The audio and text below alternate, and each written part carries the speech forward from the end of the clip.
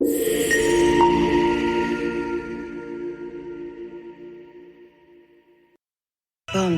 any thug can kill. I have to know I can trust you. Well, I understand double O's have a very short life expectancy. You are a kite dancing in a hurricane, Mr. Bond. Is this really what you want? Always alone?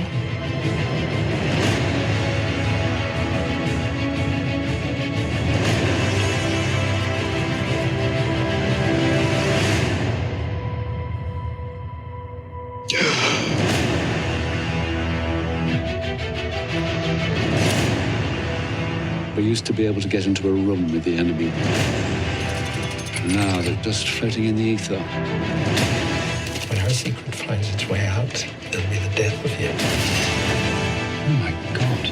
Target enough people. And the people become the weapon.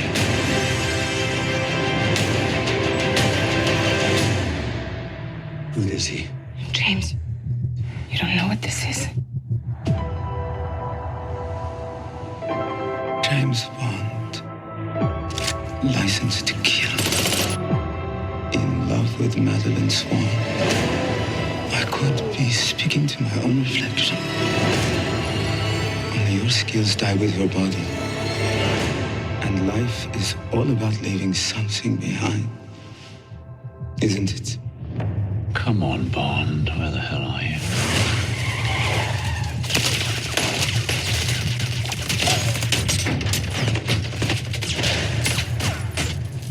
Okay.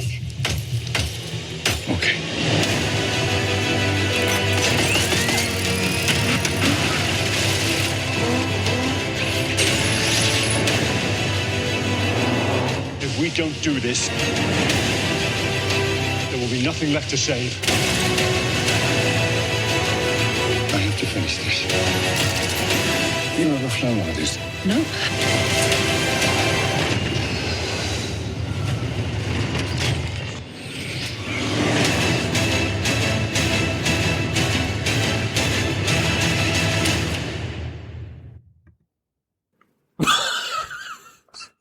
What? I thought we were going to have the perfect start, What and did then you do? we managed to get Alex gulping tea at the beginning. I waited. Oh I my was God. waiting. You think for the very last Bondathon, we'd get Make it right. a bloody Anyway. effort, wouldn't you? Blimey. Bond I did, know. didn't he? God, there's always one.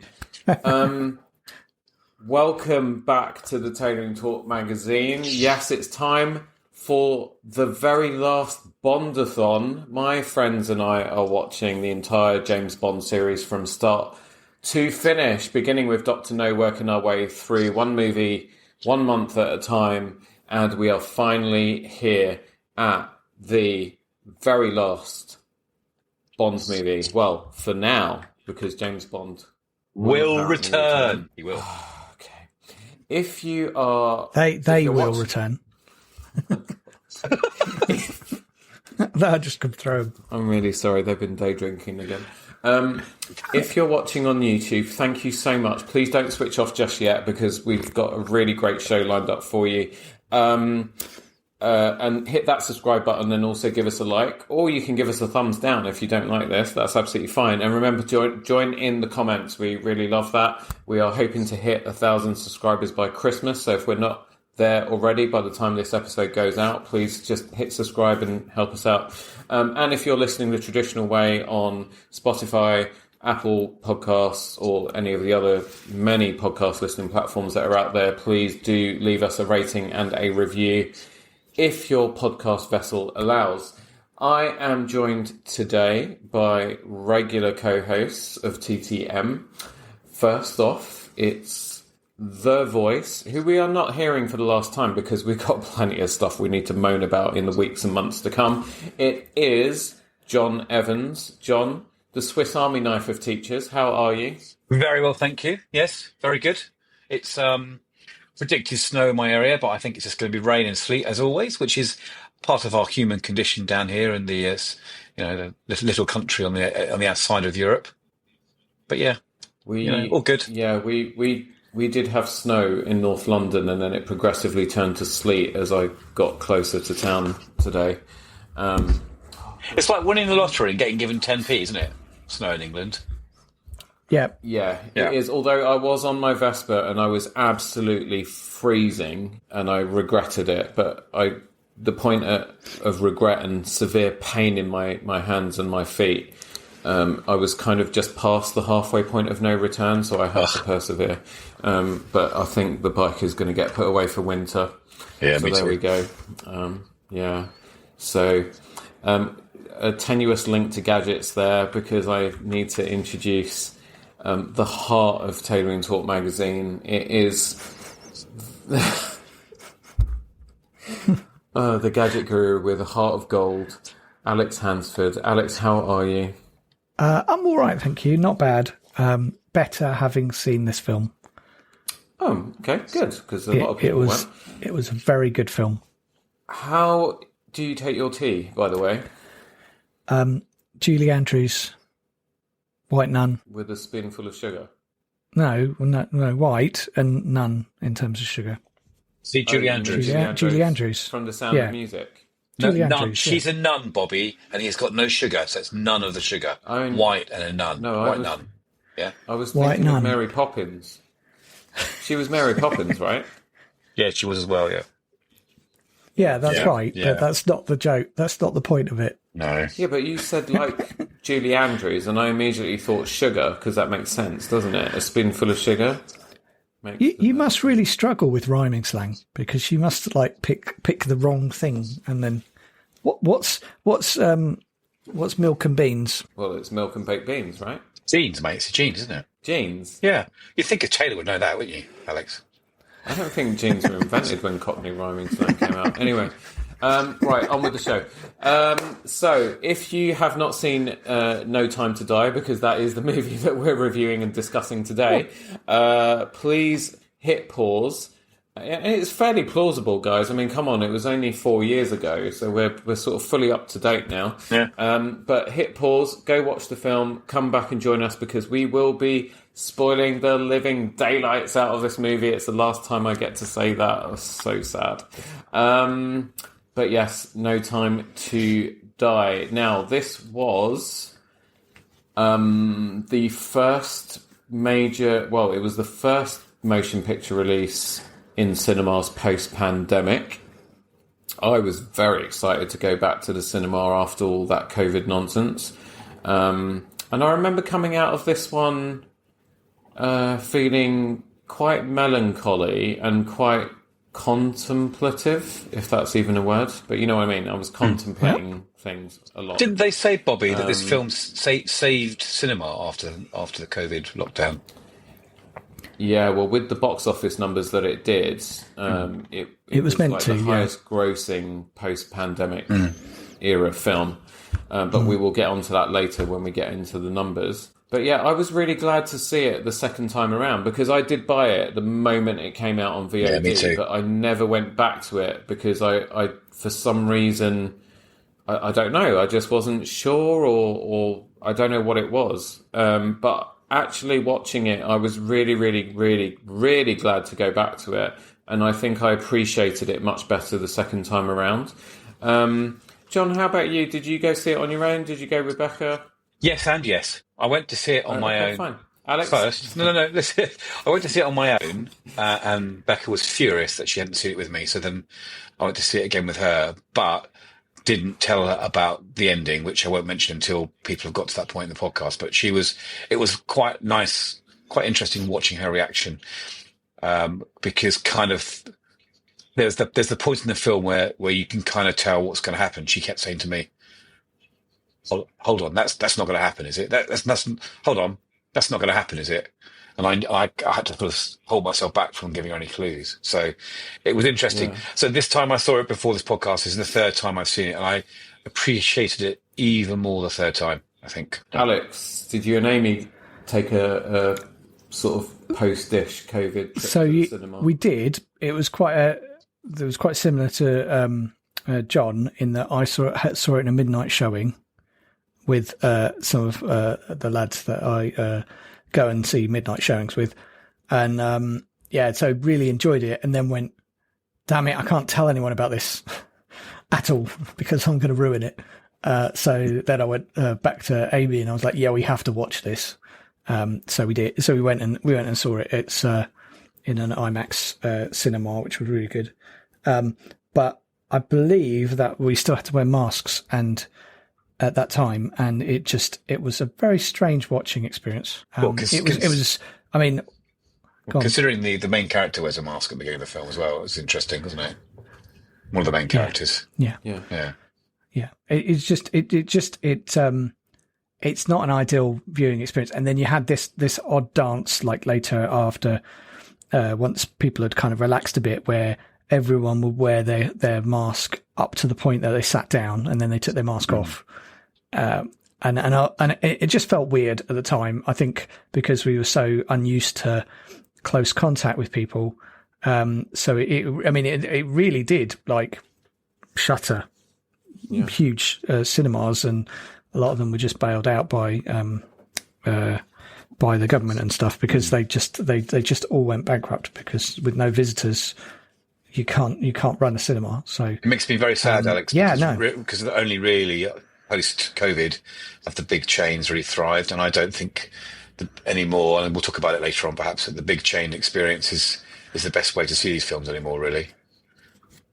Like the sort of the more corporate multiplexes. It's not my favourite way of seeing a film anymore. We'll talk about that later on. Yeah, it's very interesting. It's worth us having a chat about that separately. Could be a follow-up podcast. But yeah, so for me, this was rebirth of the cinema from the slumber that it had to have at the time. And what a rebirth. I mean, like, you know, the film itself blows you away a bit in lots of different ways. And it's you know, so what a one to start on again, I think. Yeah. Well, Bond in this movie gets blown away a few times at various points, doesn't he? We'll come on to that. And do you know what? Let's do a little public service announcement. Anyone who's listening, I'm sure our regular listeners aren't in this category, but, you know, share this with anyone you know that happens to do this. When you go to a cinema, it's an experience. People have paid their ticket to watch the movie. They've not paid to listen to you, rub it onto your friends, talk on your bloody phone, to see the lights of your phone whilst you're on WhatsApp or TikTok or whatever the bloody hell it is. If you want to do that stuff, don't go into the cinema. Sit outside or just go somewhere else. You're in the cinema, switch your bloody phone off, be respectful to everybody else that has paid their hard-earned money, because it's not a cheap outing, and enjoy the film. Thank you. We will be back on another episode of the Tailoring Talk magazine to discuss that and other aspects of public etiquette that are in the bin these days in more detail. Anyhow, and also, if you happen to spot me in the same screening as you, definitely keep your mouth shut, because I'm not one of those people that's like, switch your phone off, please, and you can tell to fuck off. I will literally come pick you up and throw you out. No Time to Die, Bond's epic finale. After redefining James Bond for the modern era, Daniel Craig's fifth and final film, No Time to Die, brought his tenure to a dramatic and emotional conclusion. Directed by Cary Joji Fukunaga, the 25th entry in the James Bond series aimed to tie up all loose ends, elevate the stakes, and give Daniel Craig's Bond a definitive ending. The result is a bold, polarizing, and very personal film that balances high-octane action, emotional depth, and the weight of 007's legacy. Released in 2021 after significant delays, No Time to Die was not just another Bond film, it was a cultural event capping Craig's 15-year tenure with the franchise and leaving a lasting impression on the character's legacy. From production challenges to box office triumphs, this chapter in Bond history is as compelling behind the scenes as it is on screen. So there were a number of challenges for this film that go back to before the pandemic. So the idea for No Time to Die began taking shape shortly after the release of Spectre in 2015. While that film had been a financial success, its mixed reception at the box office left the producers and Daniel Craig questioning how to move forward. I should have said with the audience, not the box office. It was a hit at the box office. Initially, Craig had been vocal about not returning for another James Bond film, famously stating in one interview that he would rather slash his wrists than play the role again. However, after some reflection and reportedly a record-breaking $25 million paycheck, Daniel Craig agreed to return. Sorry. Thank you. Citing a desire to conclude Bond's story on his terms. Eon Productions faced a challenge. No Time to Die had to deliver a fitting send-off while maintaining the franchise's momentum. Purvis and Wade, longtime Bond screenwriters since The World Is Not Enough, returned to write the script, but creative disagreements soon emerged. Danny Boyle had originally been hired to direct, and he envisioned a much more experimental Bond film, but his vision clashed with the producers. He departed in 2018, leaving the project without a director or a finalised script.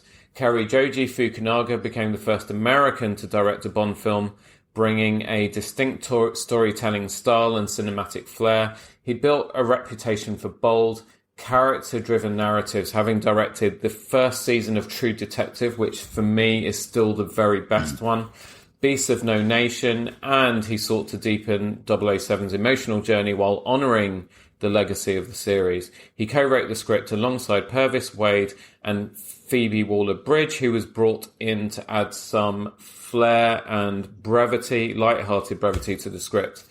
Her contributions also infused some sharp wit and some more nuanced dialogue into the film, which I really, really appreciated. We talked about how Daniel Craig's delivery of jokes that were written into the previous films kind of fell a bit flat. They definitely worked much better for me personally in this film. Fukunaga's direction also prioritised realism and practical effects. He emphasised the use of real stunts and locations, ensuring the action sequences felt visceral and grounded.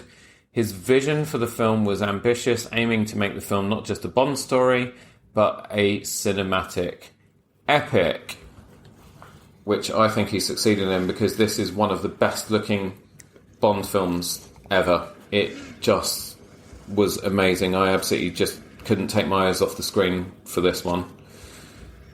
Guys, Alex, because you're already gushing about this film. Yeah. So there's a lot to this film. It carries such an emotional weight. It's very different to a normal Bond. Like, I think that's what one of the things that sets this apart. And like, it's funny because Spectre's like the counterpoint of this. So you do Spectre first and then you move on to this. But one of the things is that Spectre doesn't have the weight that this does, emotionally. And, you know, it feels light in lots of ways. Even the serious bits, you don't really feel, you know, that engaged, that emotionally invested in it. Whereas for this one, all of that setup pays off. And all of a sudden you just, you know, and particularly after you get through the first like half an hour and you kind of really bed into the film, you are, you know, you're seeing it through Bond's eyes. You're feeling the frustration from Bond. You know, you're all of his emotions that he's clearly going through. You're feeling them as well. And for me, that's like a really powerful thing, which is surprising when you think it's a Bond, because Bonds are not meant to be that. They're meant to be light and, you know, interesting and chat and like tackling interesting stuff and good scenes. But you know, you're not meant to be emotionally invested in that film. And they're pretty kitsch, what aren't they? I enjoy about this. Alex, the early Bond films exactly. are They're kitsch, meant really. to be light. I mean, they are totally. the films that Austin Powers parodies, really, aren't they? Exactly. Yeah. And those are also some of the best Bonds. They're the ones that you just come out of grinning eye to eye. It's weird. And this is not one of those films, but because you've done the work to get to this point, it just carries so much weight. And I think that's what makes this a really, really good Bond. We'll talk about whether it's the best Bond. But yeah, and the filming is just spot on. I feel like there's not any, cinematography issues in this film whatsoever. There's no real problems. It's just very consistently good throughout. If I had to, there's still a question about, does this is Skyfall or that better just because of some of the locations that Skyfall's at? But yeah, no. So it's super hard to fault this, but it is a different thing you're going into, and that's what surprises you. But it's also kind of, you get the payoff at the end. So yeah, I can't say good enough. More good stuff about this, really. For me, what Alex says weighs heavily with me is the emotional content of it. I think the last film, the Bond film I was really moved in, was when M died.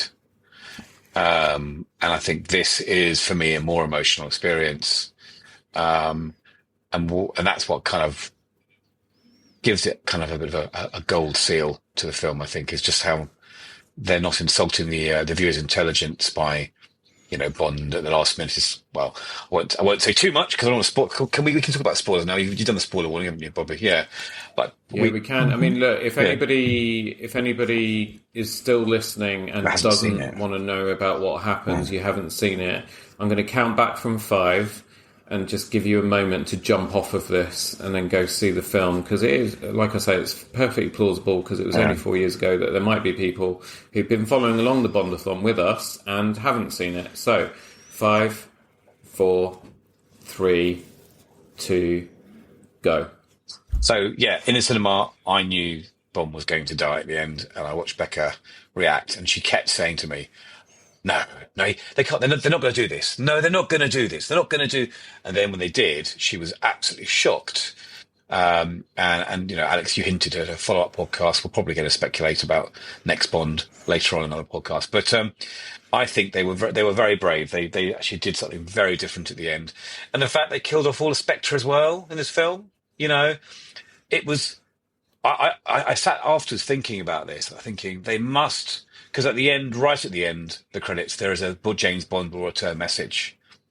And it's been 3 years, hasn't it? And we haven't seen any news about Bond. But they obviously, even then, had a plan. And so I think it was a really interesting bookmark of a film to watch, in that, certain things are being closed down and finished. And I thought that was really a really interesting slant on the film that I really enjoyed. And yes, I mean, the scenery is amazing. I loved the chase in the Range Rovers, where when the extra vehicles appear and they're all flying in the air down towards them, and just very bombastic without it being Roger Moore over the top, if that makes sense, which I liked as well. You still got the excitement of all these scenes without it being too ridiculous. There's grounded reality in the film. Loved it.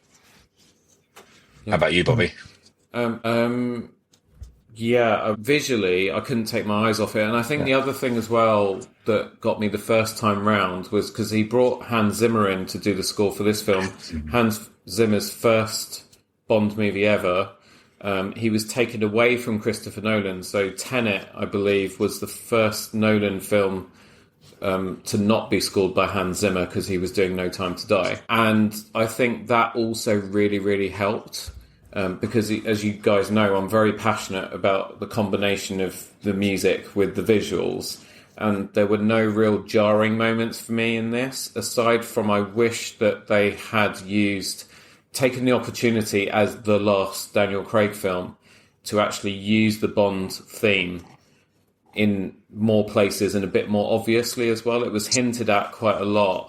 And even at the very end, and even through the credits, you don't get the full thing, which, I think is just a bit of a shame, really.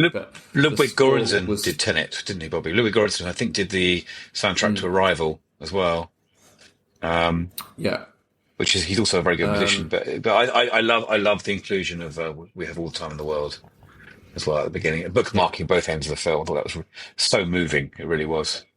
So yeah, I mean, talking about knowing that he was gonna die, at the beginning of the film, when it then, after that prologue, which we'll talk about in a second, and then it segues into Italy, present day, with him and Madeline, and you get that strand of We Have All the Time in the World in the music, and as they're driving the car, and I immediately turned around to Carolina, I said, he's not making it out of this one.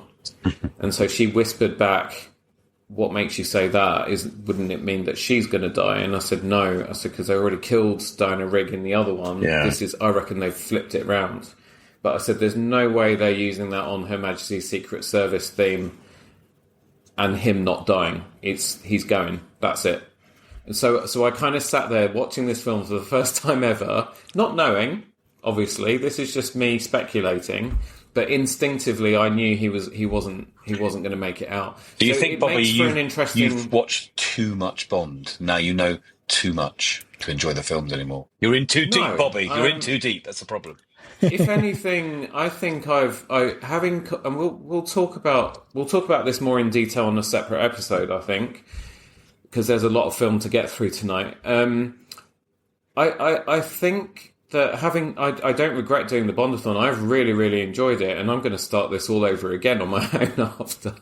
Do you know what, Bobby? Do you know who else? Do you know who else should have done the Bondathon with us? Which actor from the film should have been following the Bondathon with us before this film was made? Can you guess which actor? Lashana Lynch? Yeah. Do you know why? No. So Lashana Lynch had never seen any of the Bond films prior to taking part in this one.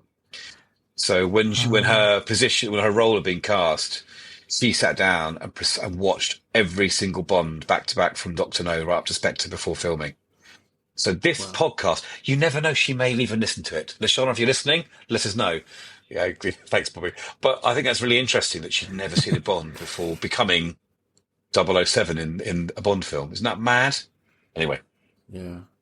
That is Nothing crazy. against Lashana, but Anna, if you're listening, give me a call.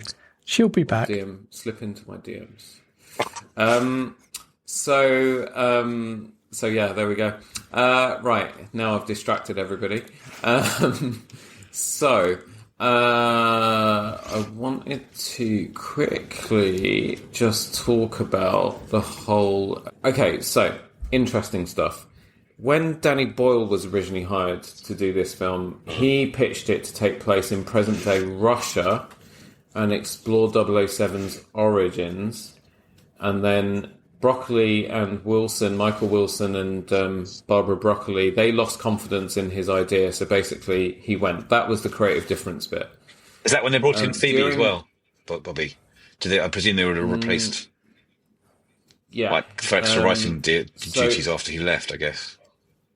So during Danny Boyle's time working on the film, a leaked casting sheet described the male leading role as a cold and charismatic Russian, and the female lead role as a witty and skillful survivor. Production also sought male and supporting roles of Maori descent with advanced combat skills. The idea of Bond having a child was introduced by Hodge and retained, I think that's John Hodge, and retained for the final script. Waller-Bridge was brought in, so Phoebe Waller-Bridge people will know from Fleabag and various other things. Indiana Jones, she was hired, Star Wars. Indiana Jones, yeah. She was hired to revise dialogue, work on character development and add humour. The character of Paloma was made more significant from originally being just a simple contact. Purvis and Wade indicated this was probably written by Waller-Bridge at the director Fukunaga's request. No Time to Die is the first Eon film in which Bond actually dies. Daniel Craig first proposed killing Bond back in 2006 after the premiere of Casino Royale. Barbara Broccoli agreed to the suggestion, and Daniel Craig said, "It's the only way I can see for myself to end it all and make it like that was my time, my tenure. Someone else can come and take over when my Bond goes. I want to make sure he can't come back." It's kind of echoes of Harrison Ford in Star Wars, wanting to kill Han Solo off very, very early on. Spoiler. Michael Wilson agreed that it was a fitting way to deal with a situation where a person is risking their life all the time. Eventually, the odds catch up with you. And the film had that sort of feeling to it as well, that, you know, he can't possibly keep surviving these situations. And after everything he's done, and they allude to this in the dialogue, especially Safin's little monologue to him about all that he's done and, you know, everyone is killed and all the rest of it, right?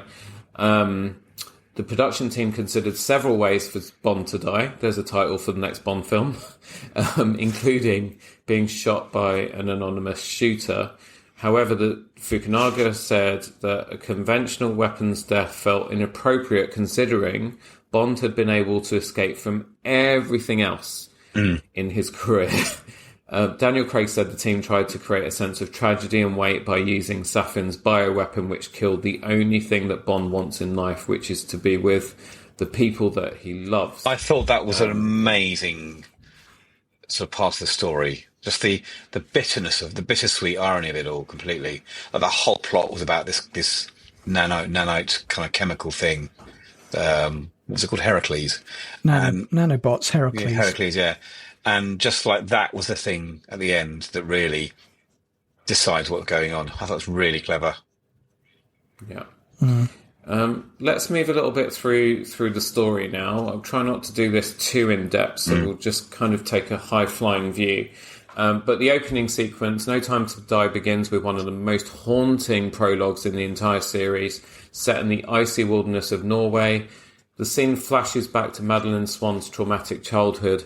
A masked Lucifer Safin, played by Rami Malek, invades her family's home to kill her father, Mr. White, as revenge for Mr. White's role in Safin's family's death.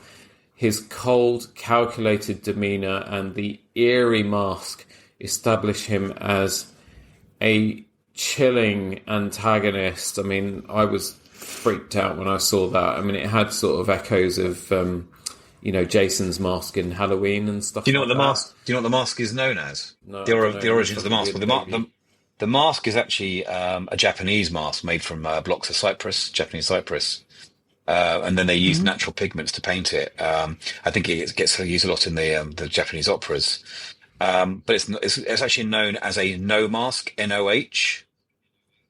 So when the character was first introduced, and some of the shots were leaked, and they looked at the no mask, they thought perhaps at the time that they were going to bring back Bond villain Dr. Julius No. And it's a sort of clever spin on Dr. No, but I think that's just a coincidence. But you're right.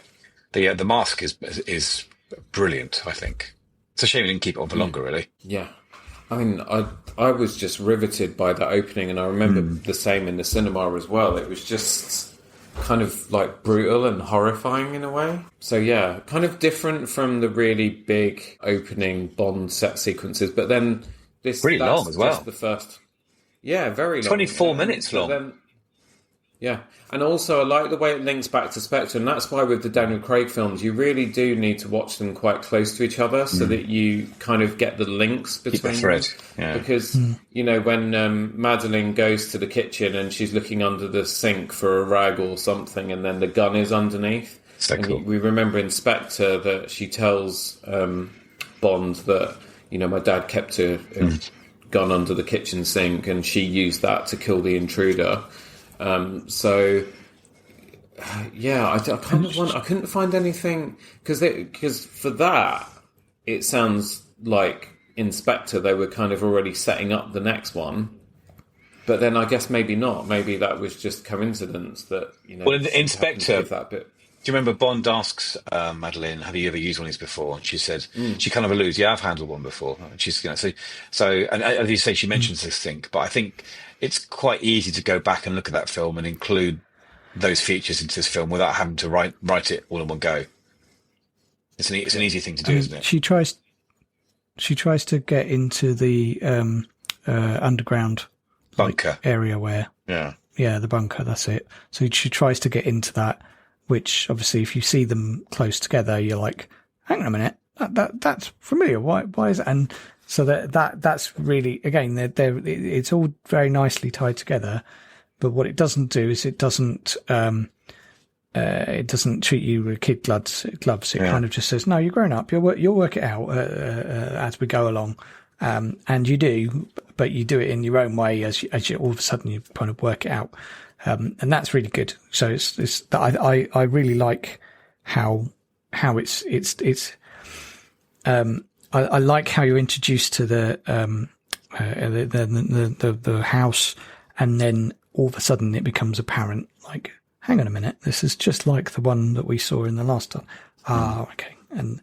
But it just seems to happen so naturally. That's what I love about it. It could have very easily just been like a little line at the front that says like Norway, that house again, or something like that. And we would have and other Bonds would have done it that way. So that's why I like it. Yeah.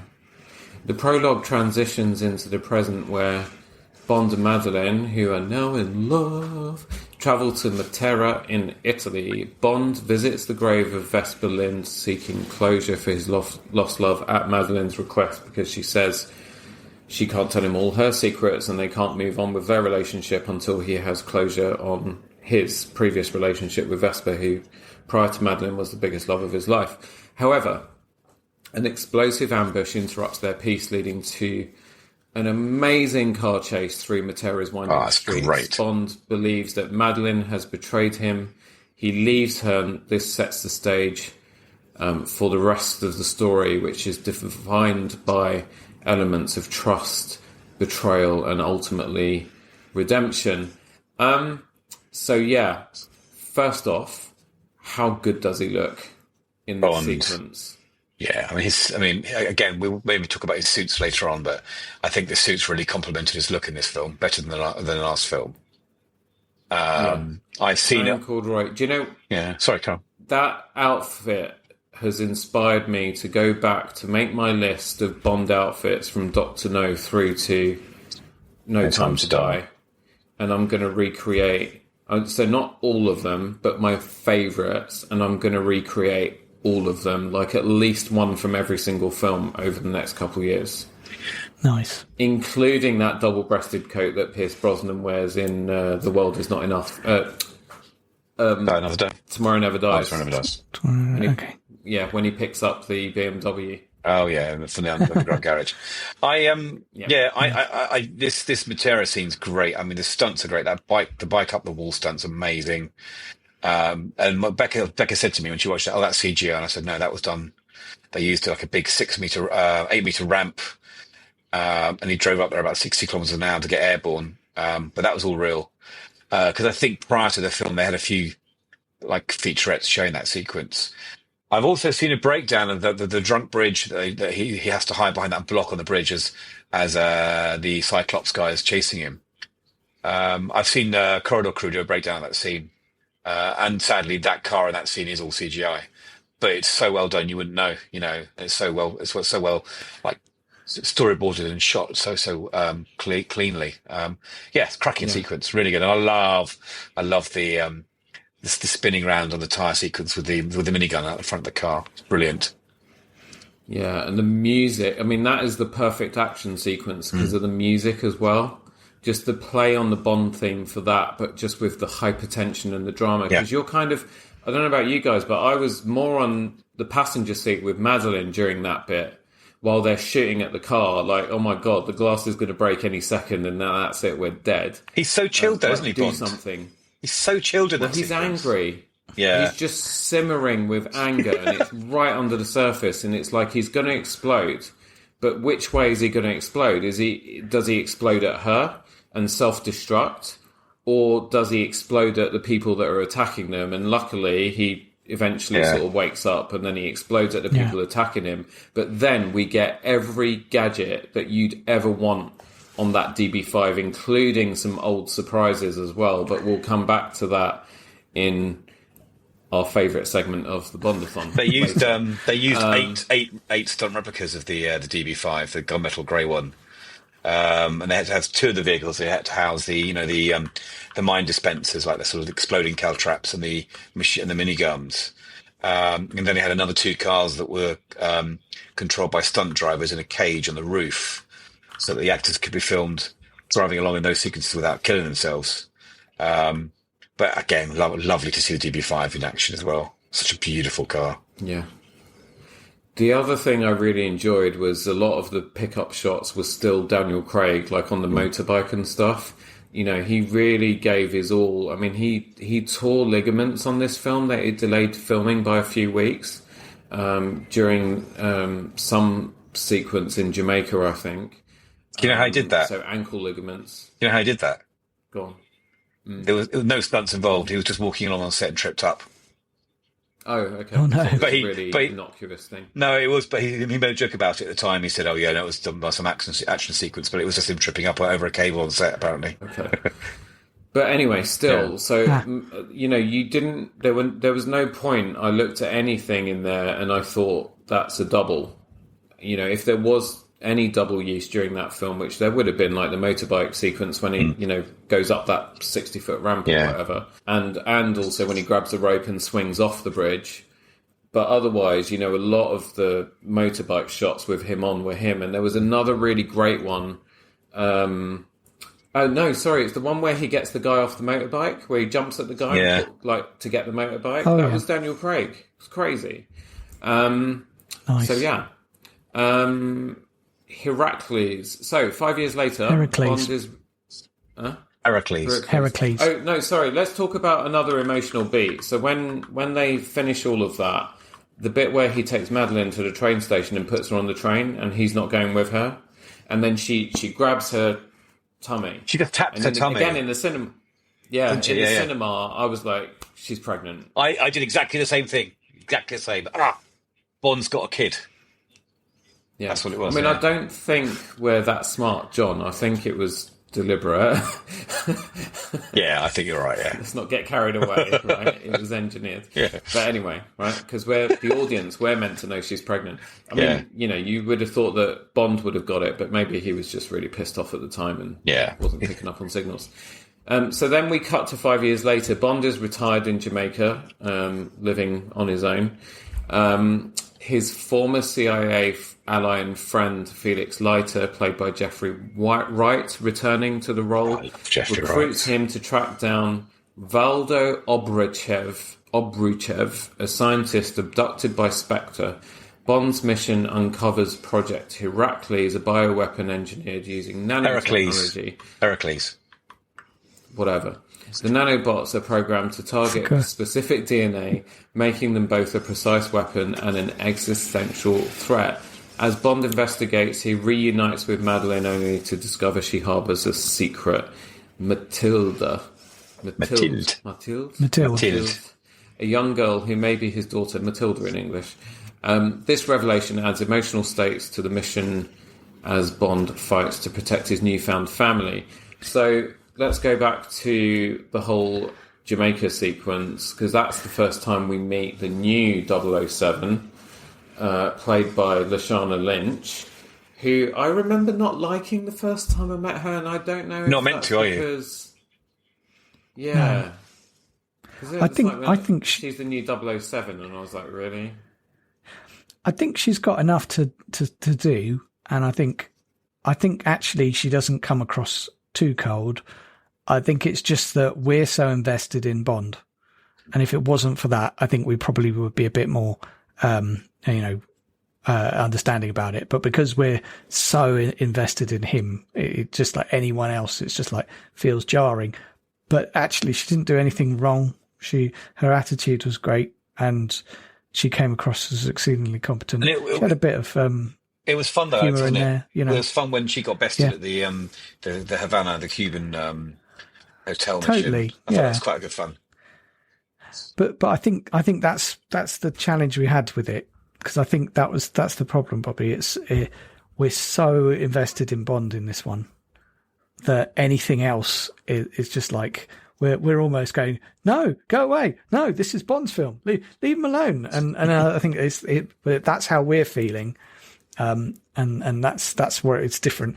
But yeah, someone else taking the 007 moniker was always going to be controversial. It didn't actually matter who it was. It wouldn't have made any difference. Do you it was think, a man or whatever? Alex, do you think they're preparing us in that case for the next Bond film where we haven't got Craig as Bond? I'm not saying Lashana will be the new Bond. I'm just saying they're easing the public into getting a feel for a Bond that isn't Craig. Or is that too? Am I thinking too much into this? I think that you could. So, I'd like to see her again, but not necessarily. She doesn't have to be 007. Well, she's in that new Eddie Redmayne series, isn't she? The Day of the Jackal. Yeah. So she's done. She likes the spy stuff. Yeah, she got that from a Bond work, didn't she? But which all credit to her, because it's same thing with Anna as well, because she's got the John Wick thing, film coming up, Ballerina. So so it's kind of they're both really capable. I think she comes across a little cold to start, but again, it's all part of the character and the story line. When you actually when you sit back and watch it, and I've watched it a couple of times because I just really wanted to absorb it enough. And once you do that, you actually go, no, she's light. She's got humour. She's and I think that's the thing. It's no one would fill the gap that we have with Craig while he's on the screen. So when he's off the screen, it'll be like it's easier for us to go, oh, okay, that's the Bond. Oh, got it. Yeah. I don't think it'll be a Jane Bond. I think it's going to be a James Bond. I don't think they were intentionally, trying to hint at anything with her casting. I just think that we read too much into it. Because there was a lot of speculation. Is she going to take over? Are we going to have our first black James Bond? If it's a female, will it be her? Will it be someone like Idris Elba? I think it kind of inadvertently led to a lot of speculation. But, watching it the second time, I really, really liked her performance. The one bit that did sort of not really jar with me, but it was a bit distracting, was when, Bond's back in the fold and he's a 00 again, and they're getting the full briefing from M, and she interrupts at least twice, and she's like, it's like she's almost not listening to the importance of this mission. It's like, sorry, what 00 number is he getting? Sorry, which 00 again? A bit petty. A bit petty is what you're saying, Bob. Yeah. Yeah, and I think that sounds like it's a Phoebe Waller-Bridge thing. And that's my only problem with Phoebe Waller-Bridge, is that sometimes she just goes a little bit too much, and her writing can take you out of things. So you almost wish that, and it happened with Indiana Jones, and whatever that bloody last film was called. The Last Crusade, it happened in Star Wars. Was it Dial of Destiny? Dial of Destiny, yeah. And it also happened, in Star Wars, in Solo as well. And, while I'm all for you've got to change things up and you've got to bring fresh people in and don't get me wrong, I love her as an actress, I love her as a comedy performer, I think she's absolutely amazing. But I think sometimes she just needs to just rein it back just a touch. One of those would have been enough for me, but not like, twice during a very world critical sort of mission briefing. I just, maybe that's me just being a grumpy old bastard. So Lashana Lynch, Lashana Lynch 007. Leia Seydoux returns as Madeline Swan, returning from Spectre. Her Madeline Swan is very important to the story. Her backstory connects to the film's villain, Safin, and her relationship with Bond drives much of the emotional tension through the movie. She gives a sensitive and powerful performance, portraying Madeline as a woman torn between her past and her desire for a future with Bond. I mean, I thought she was great. I still repeat what I said on the last one after Spectre, that she's now up there in my top 5 Bond girls of all time. I think she's absolutely brilliant. She shows vulnerability, but also power, strength, ferocity. She still was kidnapped and needed to be rescued at one point in this, but she does a lot of heavy lifting on her own and is reasonably self-sufficient as well. So, but then there was a sequence in Cuba that kind of put a grenade into my top 5 Bond girls of all time. But we'll talk. But let's stay on Leia for a second. And Yes. So, Alex, any further thoughts? Because we were trying to wheedle your top 5 Bond girls last time and you were being coy. I'm still being coy. I think that's another podcast. But I do think she's in my top 10. So I think as she's a very compelling Bond girl, and she gets quite a lot to do in this thing. I'm just seeing a lot of pointing. I have no... Alex, I'm with you. I don't know what the hell he's doing. This is why I don't win at charades, John. John, 2. it's not time for the Shagathon yet. I think it could be. Bonkathon. Well, we'll do that. We'll do that in a bit. But yeah, so I think it's really good. I think, but I won't say whether she's in my top 5 until we do the podcast. Oh, okay, fine. Are we going to string this out? So we're going to do a podcast on we're Bond totally films, going to string this out. a podcast on gadgets, a podcast on this and that and blah. Okay. Yeah, cool. we'll work it out. I think there's a Bond girl one, and there may be a future Bond one. Could be an interesting topic. So we'll have a think about that. Yeah, John, you're never shy to talk about your Bond women. Oh, Anna's gone up to my number 1. No, we're not talking about her just yet. Well, I mean, you can tell from my France. Oh, Yeah. okay. Disappointed now. So, sorry, Bobby, say again. Build it up. We'll just think about Anna, nothing else, really. Okay, fine. We'll move on then. But before we get to Anna, let's talk about Rami Malek as Safin. I mean, An this is... understated villain. Mate, there's never been... No, well, I'll speak before you do your big spiel. Just his name. It's just the most obvious little hint at Lucifer. Lucifer Satan. I mean, what's that all about? Come on. Anyway, carry on. It's a bit lazy, wasn't it? His surname is Safin. Safin's pretty close, isn't it? Safin. Lucifer Satan. Satan. Come on, it is. Mm-hmm.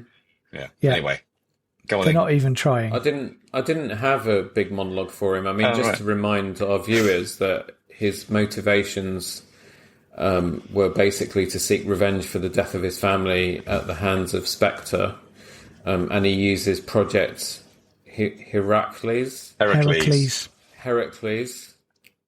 Yeah, God of Strength. Hercules. It's the Greek pronunciation of Hercules, Bobby. Yeah, he uses Project Heracles to do it, which makes him a modern day megalomaniac. I mean, the thing that I really liked is that he had a layer. Like, he had an island and he had a layer.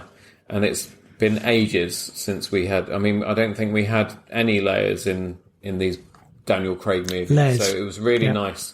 And also, it kind of... I think I read somewhere, someone else noticed it, because I had sort of goosebumps when I saw his layer, the inside of it, because it looked a bit like the one in The Spy Who Loved Me. He's the 8th Bond villain to have an island lair, isn't he? And I think that was a really nice touch as well, to have a proper island lair.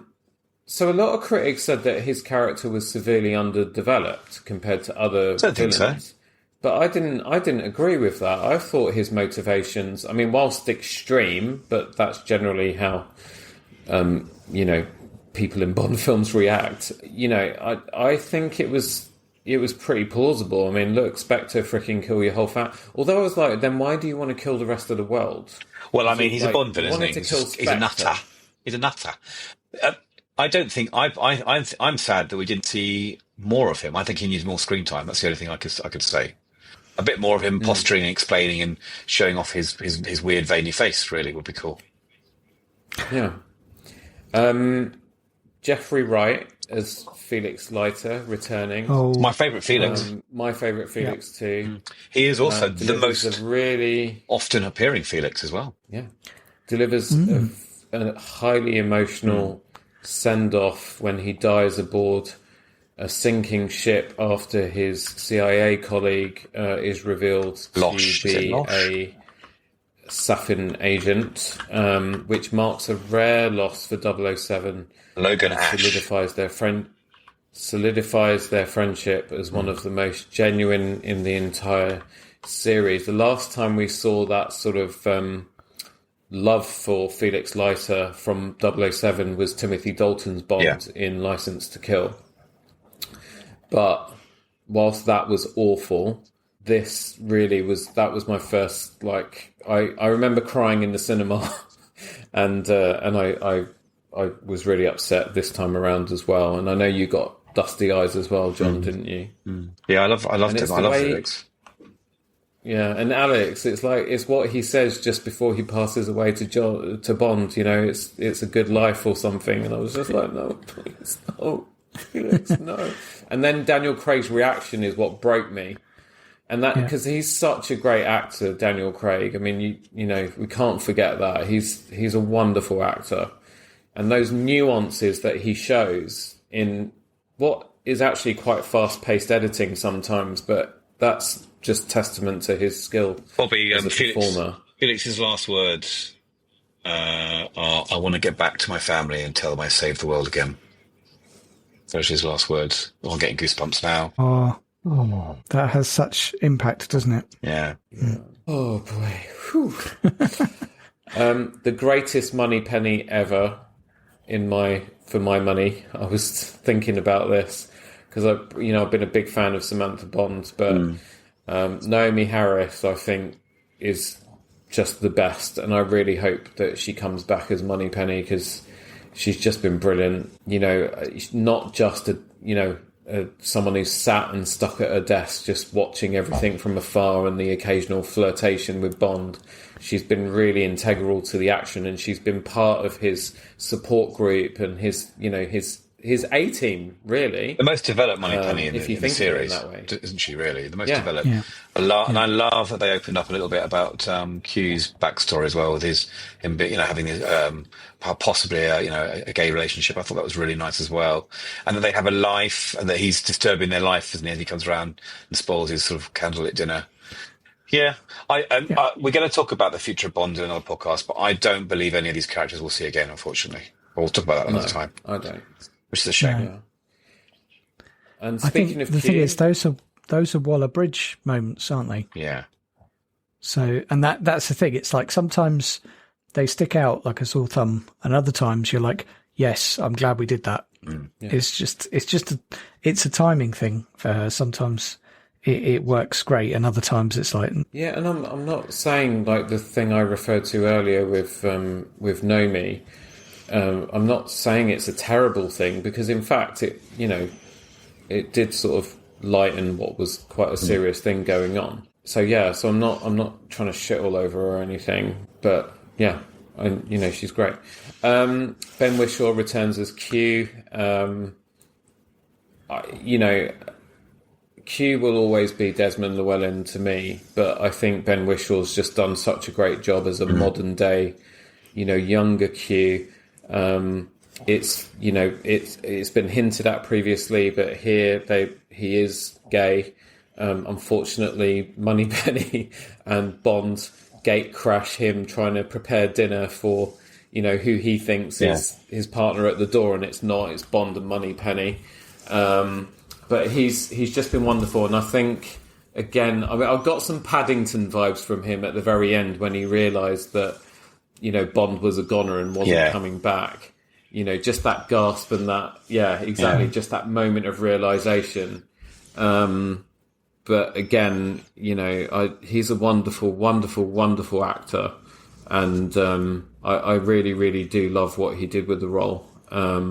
Especially his sort of gadget run through with Bond in Spectre. But there were definitely that was one of my favourites. But there was definite lovely, like, gentle, friendly homage nods to Llewellyn when he says to her in his room about a bottle of wine, "Don't touch that." I just thought that was, little things like that which didn't, were maybe not completely necessary, but were lovely as well. Yeah. You don't know how much of that is brought in by the actors and by the writers, Yeah. And then from Q to the boss, Ralph Fiennes returns Voldemort. as M. Voldemort, yeah, that's like especially when he's snarled as well. You're like, oh my god. Calm down, Tom. Calm down. I think he's good as Mallory, but I think he's the weakest of the team in terms of.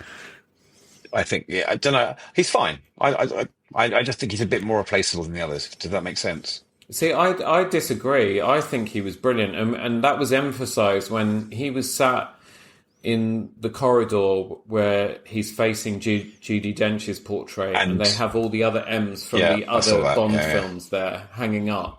And I just thought, do you know what? I love that scene for two reasons. Not just because it's a callback to previous M's and the previous actors, but also because I think that Ralph Fiennes has done just as a good a job as all his predecessors. I think he's been brilliant as M. And also, because we got to see him in action as well. Because at the end of the day, Mallory would have been an ex-service person, right? High ranking, and someone who probably had seen combat as well. And he brought all of those elements. You know, he took charge. He made the tough decisions as well. There were some times when you really were cheering for him, and there were other times where you could see he was doing the politicians thing or making decisions that we maybe as normal people wouldn't agree with, and we hated him for it. And because he was able to take us through such a roller coaster, and also he had the biggest fist punch moment of any M when he, you know, said that line in the last movie. Now we know what C stands for. Yeah. Yes. I'm a bit biased, Bobby. Really meant. I'm a bit biased because I have a long-term affection for Judi Dench's M. You know, and she was actually an aunt of sort of kids at my school. So she opened up our new theatre and things. And so having met her and seen her in the room, and she's kind of a glowing personality herself, I guess I'm a bit biased there because I'll always love Judi Dench's M more than anything else. But yeah, I can see what you're saying. He's not my M, that's the thing. So that's why probably. Yeah. And Ray Fiennes, if you're ever listening to this, I'm so sorry. It's nepotism, basically. Yeah, basically. That's what else can I tell you? I mean, just because you've never been Rafe. in a room for him, he thinks you're shit. Come and meet me and shake my hand, or maybe I'll change my mind. How about that? Christoph Waltz returns as Hannibal Lecter. And Stavro Blofeld. Not in the film for long, but still, nevertheless, has an impact. Yeah. He is... I mean, that guy literally shreds the screen every time he's on it, no matter what he's in. Did you ever see... It was based on a play. I can't remember the film. I can't remember the film's title, but it was with Kate Winslet, Christoph Waltz, and I can't remember who the other couple were, but it basically takes place in an apartment. Oh, God, John's probably looking it up now. If you haven't seen it, I haven't seen it for ages. I'm going to download it, actually, and watch it again. But he was Georgetown, was it? No. I'll find it at some point. Okay. When was it filmed? Come across it. It was probably Carnage. about 10 years ago. Carnage. That's the the well one. spotted. 2011. So good. He was so good in that. Kate Winslet's great in that as well. But And he looks so young. Kate Winslet's Winslet's compared to and everything. Right. Anyway, where were we? So he was back as Blofeld, but he wasn't in it for very long. Didn't have that much screen time, but for the time he was on, he was very impactful. And he gets killed off, so we only got Blofeld for like 2 movies, which I thought was kind of a shame. But sorry, that's Bobby. the whole thing with Spectre, isn't it? Yeah, I've just found a way of working out what film people have been in. I've got this clever app that you can pair people up and it finds their film. It's just found Carnage, so I can do that in future now. That's really good. I'm quite chuffed about that. But oh, cool. Yeah, I'll tell you about that. That'll come in handy in future. Yeah, well, yeah. Yeah. Who else? Who am I forgetting? In the film? Well, Rory Kinnear is very good as Tanner still. I just like him. He's a very cool kind of side character. We don't worry too much about NPCs. I was about to talk about Ana de Armas as Paloma. It's the final showing of Hugh Dennis. It is, you're right. Oh, God, yeah. As Dr. Hardy. That's his last showing there. Yeah. I was a bit sad to see that. I was happy for him that he got that part in the film, and I'm glad he got to bring a little bit of his humour in as well, because we all love Hugh Dennis, whatever he does, especially from the Parents one, Outnumbered with the kids, Outnumbered, and obviously Mock the Week. He's brilliant on that, but it kind of took me out of the movie just a little bit at that point, but also I was horrified when they all got killed. And by the way, it's good seeing that whole sequence at the lab where they kill everybody in that lab, did that not... that was horrible. It was horrible. And it was almost like it was as horrible as the sequence in Tomorrow Never Dies, when Elliot Carver basically has all those submarine people killed. Yeah. It was that level of brutality. Basically, it was absolutely awful. And for what? I don't know, because I kind of I think the thing that lightened that scene up, David Denchik. Really Is that his sorry, name?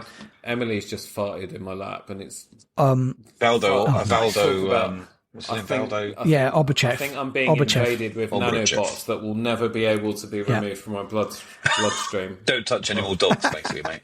But yeah, Valdo. My Obachev. face starts melting. My face is going to start melting any moment. It's going to get dog warts. I think I just loved the whole thing of having a Ebola sticker on the was it Ebola? On his the sticker lunchbox. on his lunch. Yeah. And it's just Oh, like, that and boy's I just thought to myself, that was great. And then obviously there's the cool bit where they throw him down the lift shaft. Yeah. And he's got magnets, and then oof, because he drops. So but that I think that lightened, and it probably a Waller-Bridge moment again, but it lightened what was a very dark scene because everyone else died. That was it. Yeah. It's a bit of a gesture, isn't She it? trained.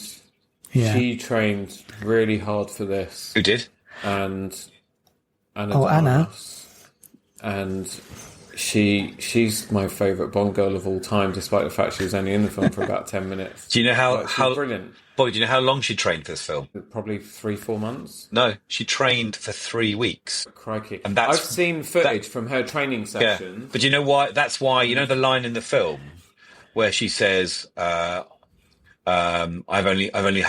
just had 3 weeks of training. Well, she was talking to one of the stunt coordinators about that, and they said you should say that in the movie. So when she says training for 3 weeks more or less to Bond, it's because in reality that's all she trained for this film. So fair play to her. Yeah, You know? I remember the first time I saw this as well, and I just seen Knives Out. Yeah, And you could really see that chemistry with Daniel Craig and her, because obviously they know each other, having worked with each other before. Only literally, that was probably the last film they did before this. And I really, really appreciated that as well. But also, it was just the fact that she was just she seemed so ditzy. And then when she So kicks capable. into action, it's like, yeah. Daniel Craig super did handpick her for this capable film, and- by the way. After Yeah. working with her in Knives Out, that's how she so got the job. yeah. So, So yeah, there we go. Right, let's move on. So we still kind of so Cuba, all the rest of it. So gadgets and vehicles. It's time for Gadget Guru. I haven't got your music lined up. Sorry. Gadget That's Guru, right. do. Gadget Guru, do. Who is it? It's the Gadget Guru.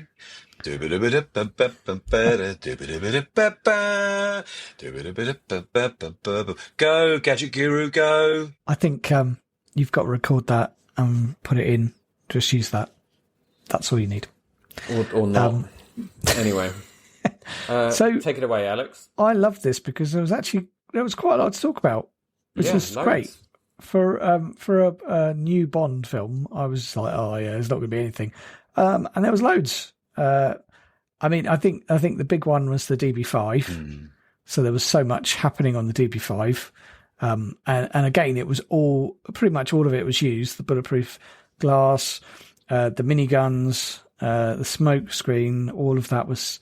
It was all in there. It was all practical. So that Well, was great. Alex, they had four different Aston Martin vehicles in this film, didn't they? Yeah, well, this is it. So that was the DB. That was the DB5. But there has to be an honourable mention for the V8. The That Cumberland he Grey rocks one. up on. Yeah. That was amazing. Yeah. And Client then of later on, mine- I go on. was speaking to a client of mine today. I won't name him for obvious reasons, but he has that car. Well, the He said- the 85. He said Aston Martin have got a load of those in at the moment because of that film. That car's popularity and worth has gone through the roof. So you've now got anyone who owns one of those, whatever state it's in, They're spending selling a them, aren't they? fortune having it restored so that they can realise the value of the car. And they're not necessarily selling them. I mean, some people, so like my client in question, the seat basically is electronically adjustable, and it basically suddenly had a life of its own, and it's moved itself so far forward he can't get into the car, and it needs a new servo. Driver seat servo. And they're completely out of stock. They can't get them, so it's basically been sat at Aston Martin for 5 months whilst they wait for this part to materialise. But that car is highly sought after at the moment, and I want one as well. There's the DBS Super Leggera as well, isn't there? Yeah, so the Super Leggera, and then we've also got the Valhalla as well. Is that the one that's in the wind One tunnel? of them, Alex, in the lab, the hypercar. yeah, well, yeah, I It think never so. gets used, Yeah, is it? because that was the one. No, I don't think it gets used, It looks but the amazing. Valhalla does, because that's the one she picks them up in. Yeah. So yeah, there's I think this is the most Aston Martin heavy film by a long route. And I also thought that the use of Land Rovers for that chase in Norway was particularly good, because it was just like completely fitted in perfectly. Bonkers. Yeah, it was a really good thing. So yeah, it was great from a vehicle point of view. So that was good. Back to gadgets. We've got the Omega Seamaster with the EMP on it, which he uses to blow up the bionic eye, doesn't he? Right towards the end. Daniel Craig actually helped design that, didn't he? Yeah, did he? Yeah, Oh, right. he was part of the. He was involved in the design for this film, and there were 2 versions of it. There was like the NATO style strap edition, which was, I think you could buy for about $8,000, and then he had like an expensive one with a titanium mesh bracelet, which goes for about $9,000. But he's always won the Seamasters, and Bob, you've got one, haven't you? Come on, every so often we talk about these. Bobby has to show us his Seamaster again. Yeah, I've got the Casino Royale, one of 10,007 Seamasters with the Nice. 007 gun barrel Yeah. and 007 logo on the sweep hand. No, it's good. And if you we've got comment on that. this podcast, this video, you can win that Seamaster from Bobby. Just write your comments below. You can win a photograph of it. I'll print it and I'll sign it and I'll send it to you. There you go. Nice. But not the watch. Right, let me do more of my gadgets. Sorry, mate. Come on, this is my only bit. So obviously the bionic eyeball is a good one. That's hilarious. So It blew his mind. I really love that. Yeah, it's a good line. That joke. That was very Roger that was Moore funny. as well. It's just always that villain that's just using his eyes, isn't he? He's just really staring at you. And it's Prima, like, it's called, all right, it's we called get it. Prima. He's got- Prima, I think his name is, isn't it? It's his actual name. I think so. Yeah. We've also got a few other things. So we've got the QDAR tracking device, which looks like a loaf of bread, and I thought that was quite good fun. Apparently, there's a little short of that. It was a sort of Like a marketing video. unused scene that they. Yeah, it's on IMDb. I just haven't seen it. But yeah, so apparently he has his own little scene that's credited, which is quite good fun. The other pieces he uses Smart Blood to say basically you're not running away like last time, and that leads you quite cleanly onto Heracles itself, where they're nanobots that cannot be killed, cannot be destroyed, and so yeah, that's a really clever spin on something that we just don't think about. We're like, oh yeah, Smart Blood, whatever, and then it's like, no, this is bad. Alex, wouldn't an EMP device kill the smartbots though? Well, yes, that would, and the EMP was used quite His watch. sparingly because his watch is able to get this eyeball, but doesn't affect any radio whatsoever, like his earpiece. Yeah. That I feel like is a little bit of a use there. They're just like, nah, it'll be fine. So that's the main big one. I'm trying to think if there's anything else that I've missed. It's quite a heavy one, But there's really, the in terms of the gadgets. submarine. Yeah, and also that's it. That was the. What's it I called? can't remember what the name of it's called now. It is. What's the name for it? It's like a sort of It was kind of like a the stealth drone that basically goes underwater. yeah. That was cool. So yeah, that's right. I don't have the name for it, but yeah. So that was another one that cropped up. I was like, well, that's pretty good.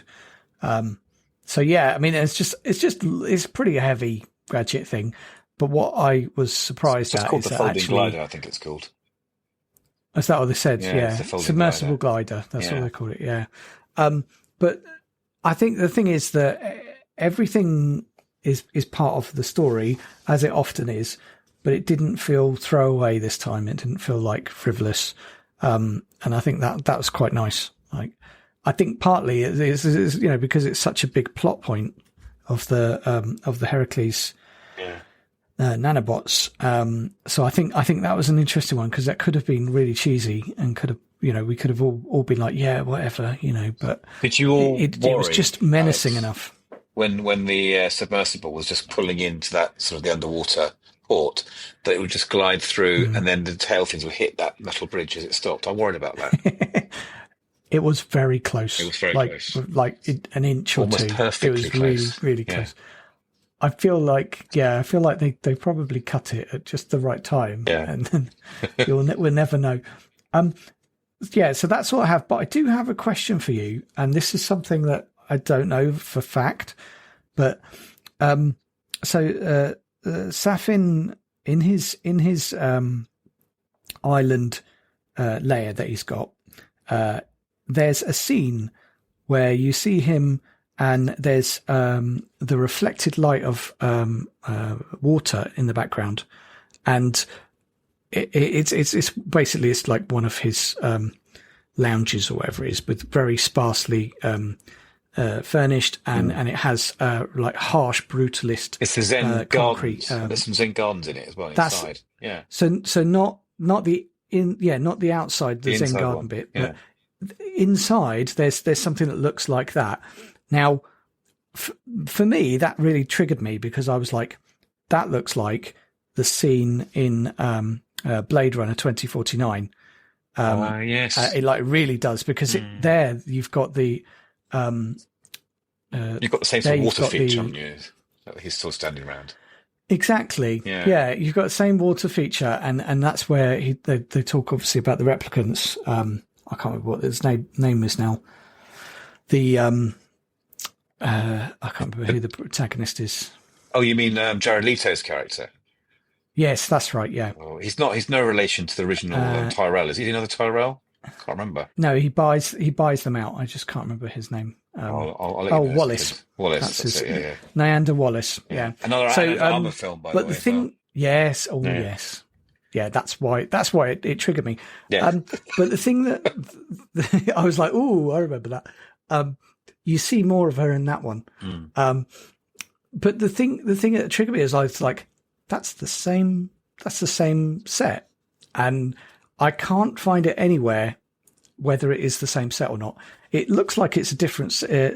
When I look at all of the filming locations, it doesn't match up because Blade Runner 2049 was filmed in Budapest and Hungary, whereas this was filmed in Pinewood and the UK.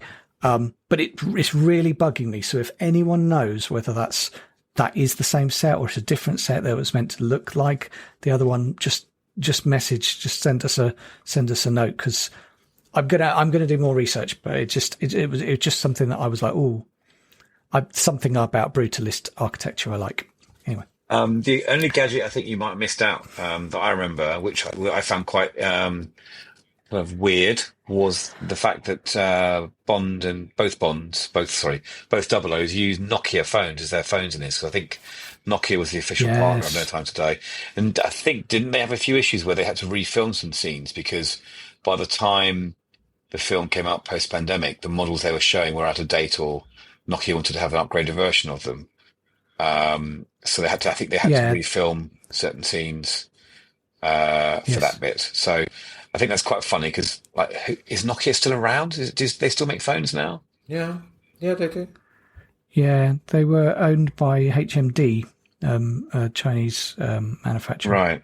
I think they own the brand for it now. I think they were the XR20s in the film. They're not. But I'm not entirely sure. Yeah. Madeline Swan uses a Nokia 3310. The phone can clearly be seen during the car chase in Italy in the Aston Martin DB. Well, quite often you'll see you- Bond characters using the older Nokia phones because they're really good dumb phones or burner phones for agents to use that can't be tracked. So you do see them. So I presume Nokia got those in as well because they're the sponsor. Yeah, Craig uses a Bond smart. He uses a Nokia smartphone in the scene in Norway. Yeah. When Madeline is there, and now you mentioned it was reshot. That actually does shout being a reshot scene, so that would make sense. Awesome. Yeah. So good shout. Yeah. I missed Nokia. No outro. I feel like I need an outro for my Gadget bit. Cheers, mate. Bye. Bye. Right, and over to Bobby. Well, Thank can I just you for mention that, Alex, Bond's carnal transgressions in this film quickly, as is my want. I was just about to introduce you. Oh, sorry, carry on. Go on then. I don't need an intro. No, it's fine. You're not going to get my intro song now. Go on, just do it. Oh no, do the song. Basically, right, okay, everyone, it's the moment you've all been waiting for, and anyone that's got young children listening to this, firstly, why? You're irresponsible. Yeah. But also, Bad parents. just Bad send them parents. out of the room now. Okay. This segment's just for mummy and daddy. It's called Who Gives a Fuck? Over to you, John Evans. I mean, this one's a tricky, wasn't it? Really, because it's number of times with the same person, isn't it? Like he does it twice with Madeline in the film, but one of the times is Yeah, but very special. Did we not say?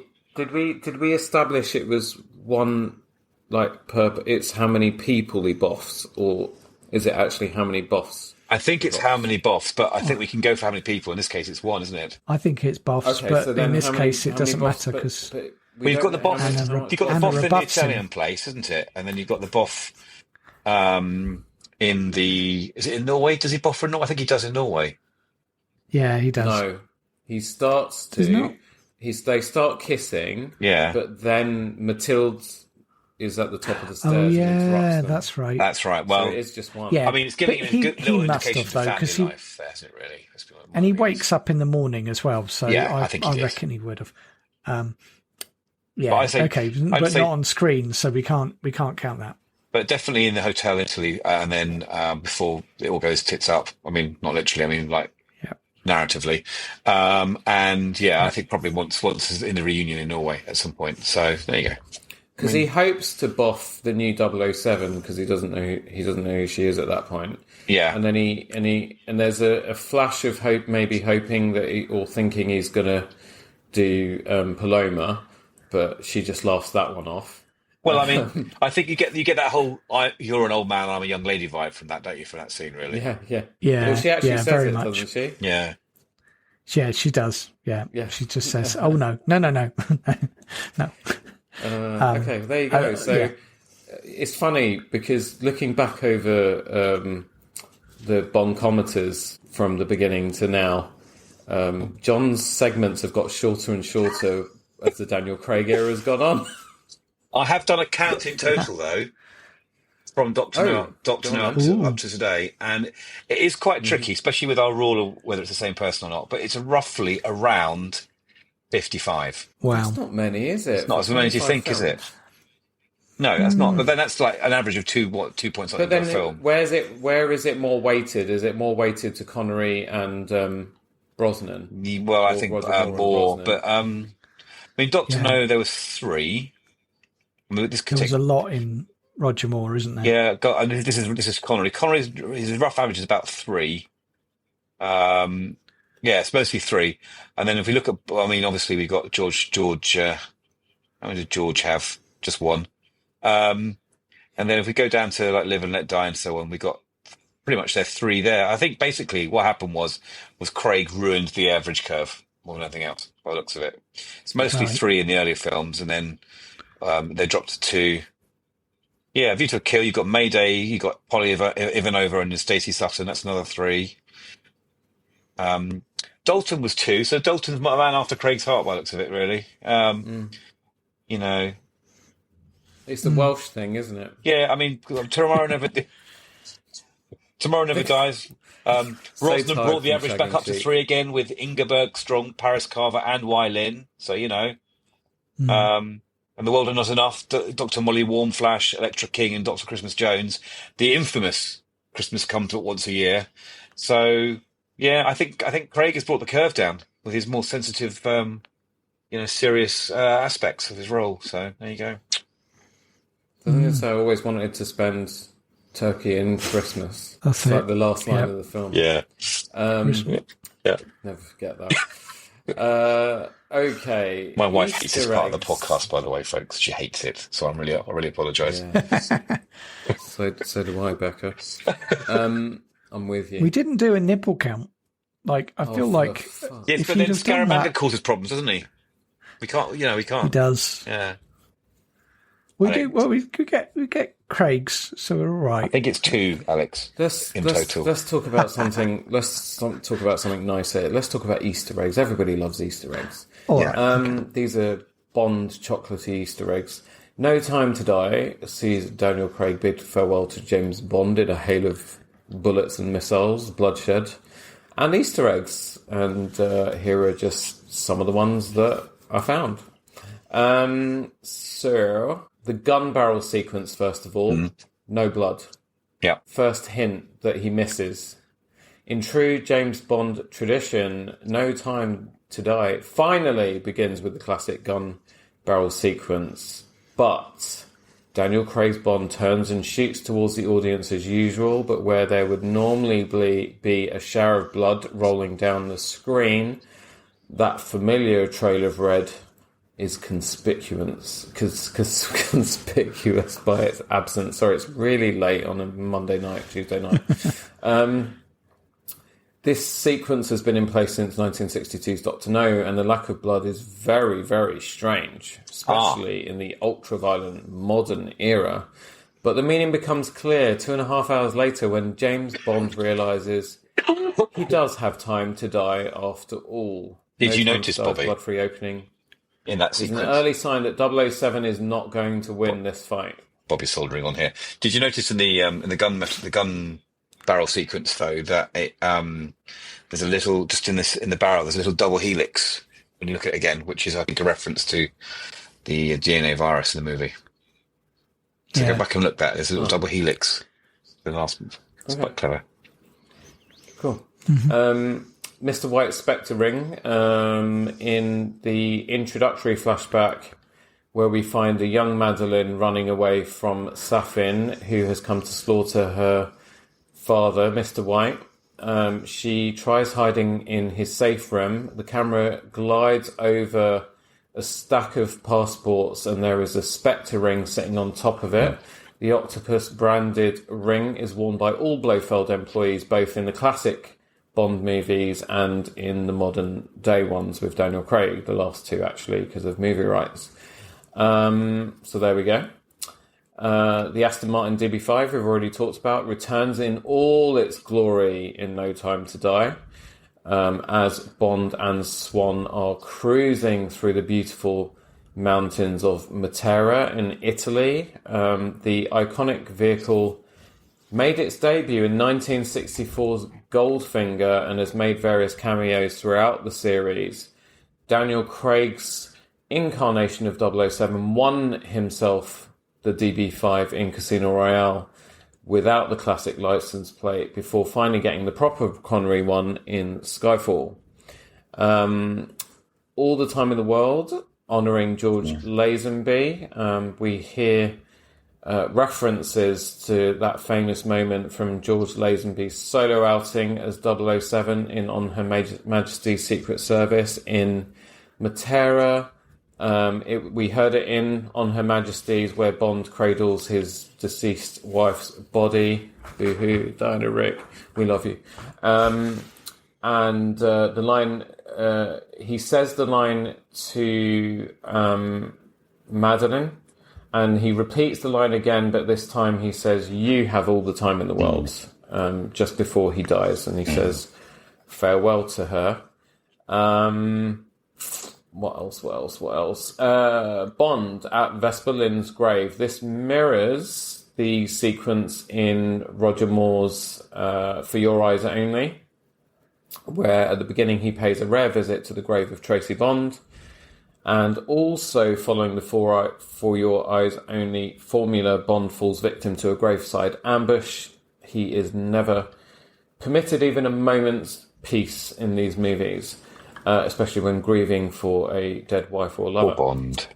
Vesper Lynd's Casino Royale theme is used in No Time to Die during the graveyard scene. Vesper's theme plays there, composed by David Arnold.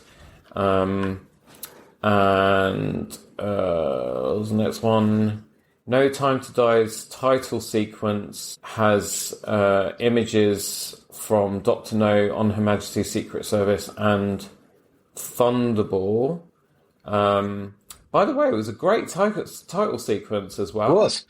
Billie Eilish won an Oscar for Yeah, that really song good. in this film. Yeah, we'll talk about that in a bit. Don't spoil it. The new titles included coloured dots in tribute to Dr. No and So a good. diver very reminiscent of Thunderball's opening. The 1969 opening of On Her Majesty's Secret Service featured a Union Jack, hourglasses, clock faces, and a statue grasping trident, and all of those elements were in the title sequence to this film. The hazmat suits look like the ones in Dr. No, so they're identical or nearly identical to the clothing worn by Dr. No's scientist henchman in the 1962 film. The red suits also take inspiration from Dr. No's followers. Felix's Delectado cigar is the same as the one smoked by Pierce Brosnan in Die Another Day. That's when the place gets chainsawed in half, isn't it? That scene. Is that right? With a chainsaw on the Die helicopter. Another Day. Yeah. Die Another Day. I got that wrong then. Yeah. With Halle Berry. Oh, yeah. You know, what do they do at night? They feast. Remember that little line of amazing dialogue? James Bond's drawer contains Dr. No and Spectre Easter eggs. Opening a secret drawer, Bond has a few choice mementos that he's kept during retirement. These can be seen at his home when he's living a solitary life in Jamaica. There are newspaper clippings reporting the arrest of Ernst Stavro Blofeld, calling back to when he clashed against Blofeld in Spectre.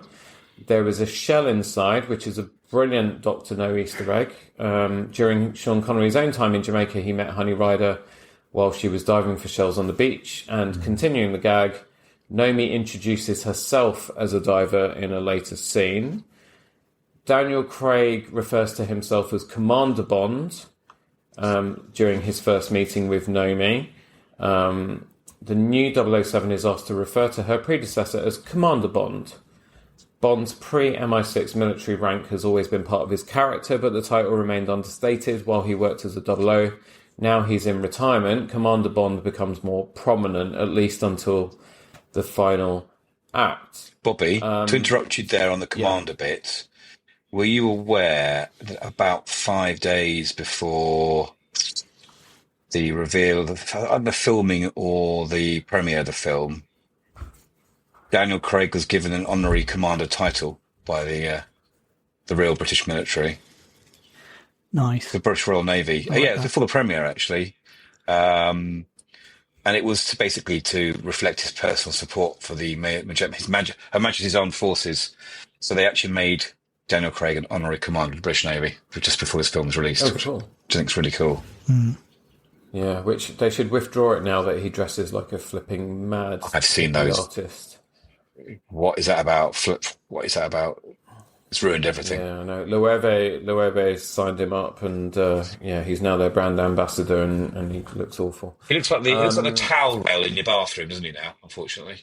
Yeah, basically, it's a human towel roll. Watch it. The code fail in No Time to Die when Paloma meets Bond and he approaches her with a password, which is something about in a hat in Paris. Yeah. But she brushes off his security protocol, which copies another CIA character's lax approach to security protocols, Jack Wade in GoldenEye. When Wade meets Pierce Brosnan's 007 in 1995, he dismissed Bond's security codes as the hallmarks of a stiff-assed Brit. Was that the guy with the small car, the little car? Yeah, that's it. Yeah, Yeah, that's Comically He's small. a great character. Jack Wade. He was good. Daniel Craig's James Bond hasn't always been as fussy about his drink order as other incarnations. See Casino Royale. During No Time to Die's Cuba sequence, the retired agent orders his martini the traditional Bond way. I also loved the way he and Paloma, it's like, have a drink before they start fighting, and then a bit later on, They knocked another one back, yeah, he knocks another one back. Yeah, it was so cool. Dr. Vogel, one of Blofeld's allies and a figure at his villainous table, she returns and reprises her role briefly until she gets killed off. And among the guests, I don't know if you spotted him, but Michael G. Wilson makes a cameo. He's one of the guests in the Cuban Spectre party. There's a lot of them there, aren't there? It's cool.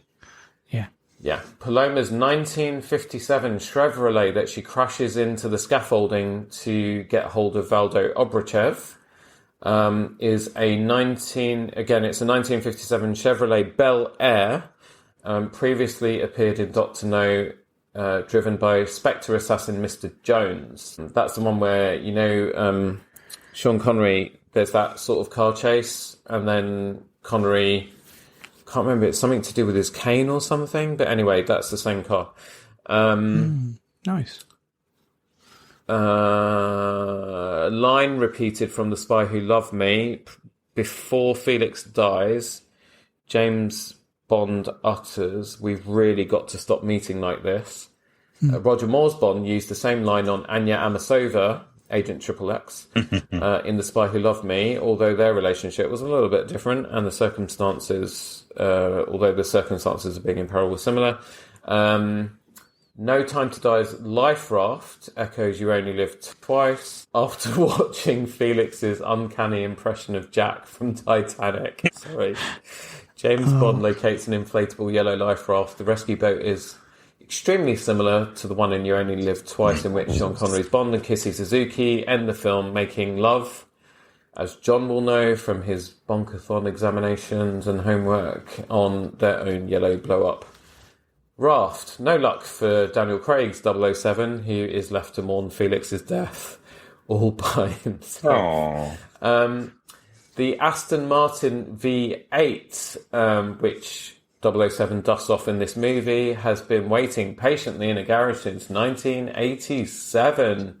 Timothy Dalton drove this car in the living daylights. Although the model is slightly different, the matching license plates confirm these cars are the same as far as James Bond's ever-loosening canon is concerned.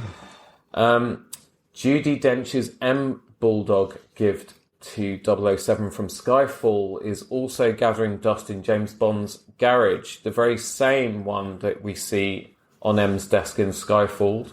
This intentionally tacky ornament is passed to 007 after Judi Dench dies, and has apparently been guarding the V8 ever since. Towards the front of the garage, you can also spot a set of skis, which is a reference to 007's snow-related shenanigans in past movies, most of them the Roger Moore films, with a couple of Brosnans. I think that's probably enough. There's one more. There's one more. So Grace Jones was asked to cameo in this film, but refused when she realised it was such a small part. But there's a scene, I remember seeing it, there's a scene where Nomi is driving with the sunlight behind her, and she's wearing the same rectangular glasses that Grace Jones wore in their Bond film. It's a little nod to Grace Jones there as well, which is really subtle, but I like that as well. Because I thought Grace Jones was a really interesting Bond girl. I'm sure there were more, but time's getting on. But anyone who's still listening at this point, again, congratulations. Still no one's claiming these prizes. But if you have spotted any Easter eggs, then or references to previous Bond movies, then please do write in or jump in the comments and let us know.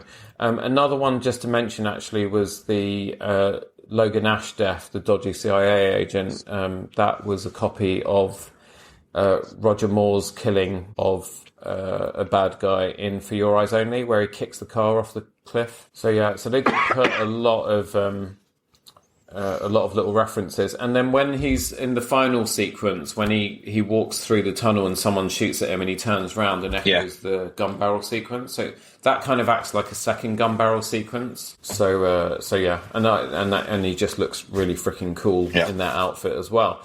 Which leads me neatly on to the clothes. John, you must have a wish list from this movie.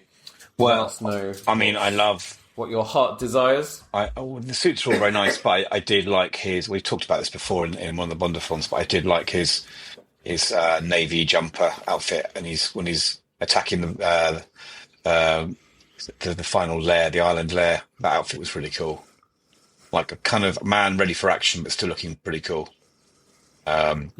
So again, I imagine his jumper was hideously expensive. But it's an N Peel. That's right. Yeah, we talked about this before. I think we referred to this because we have. Yeah, you actually. You found it for me. Yeah, I remember sending you a link to it, actually. Did you ever get one? No, but I think Carolina. I caught her on their website, and I've got a feeling I might have some Christmas presents coming. Well, that sounds good. Nice. So yeah, it's cashmere, wasn't it? It's ribbed army sweater, navy sweater. I like it a lot. I'm not sure how often I can wear it in public, but it was pretty cool. Yeah, MPL, you're right. Yeah, I'm on their website now. It's only £380 at the moment. That's a bargain. Yeah. Well, he was clothed by Tom Ford again. I mean, the tuxedo he wears, which looks pretty cool, is a shawl lapel again. But that's a Tom Ford Atticus dinner jacket and trouser. Anna de Armas's dress, which was absolutely beautiful. It's a silk satin gown. It's a Michael Lasordo Alexandra silk satin gown. Apparently they chose that, Bobby. Beautiful. They chose that dress for her because it was a good balance of elegance, but also gave her room to move and do all the action sequences. So there was a practical side to it as well. You could see that when she was kicking the shit out of people. Yeah. I also love that move she made where she took 3 of them out in one go. Just sort of kicking them with the heel. Yeah. So cool. And then he's got some really cool footwear in this as well, because in that first sequence in Italy, he's wearing very similar chukka boots to the ones that Steve McQueen always used to like to wear. That very sort of bullet-esque kind of look. I've just had our factory make me a pair of those, actually, FYI.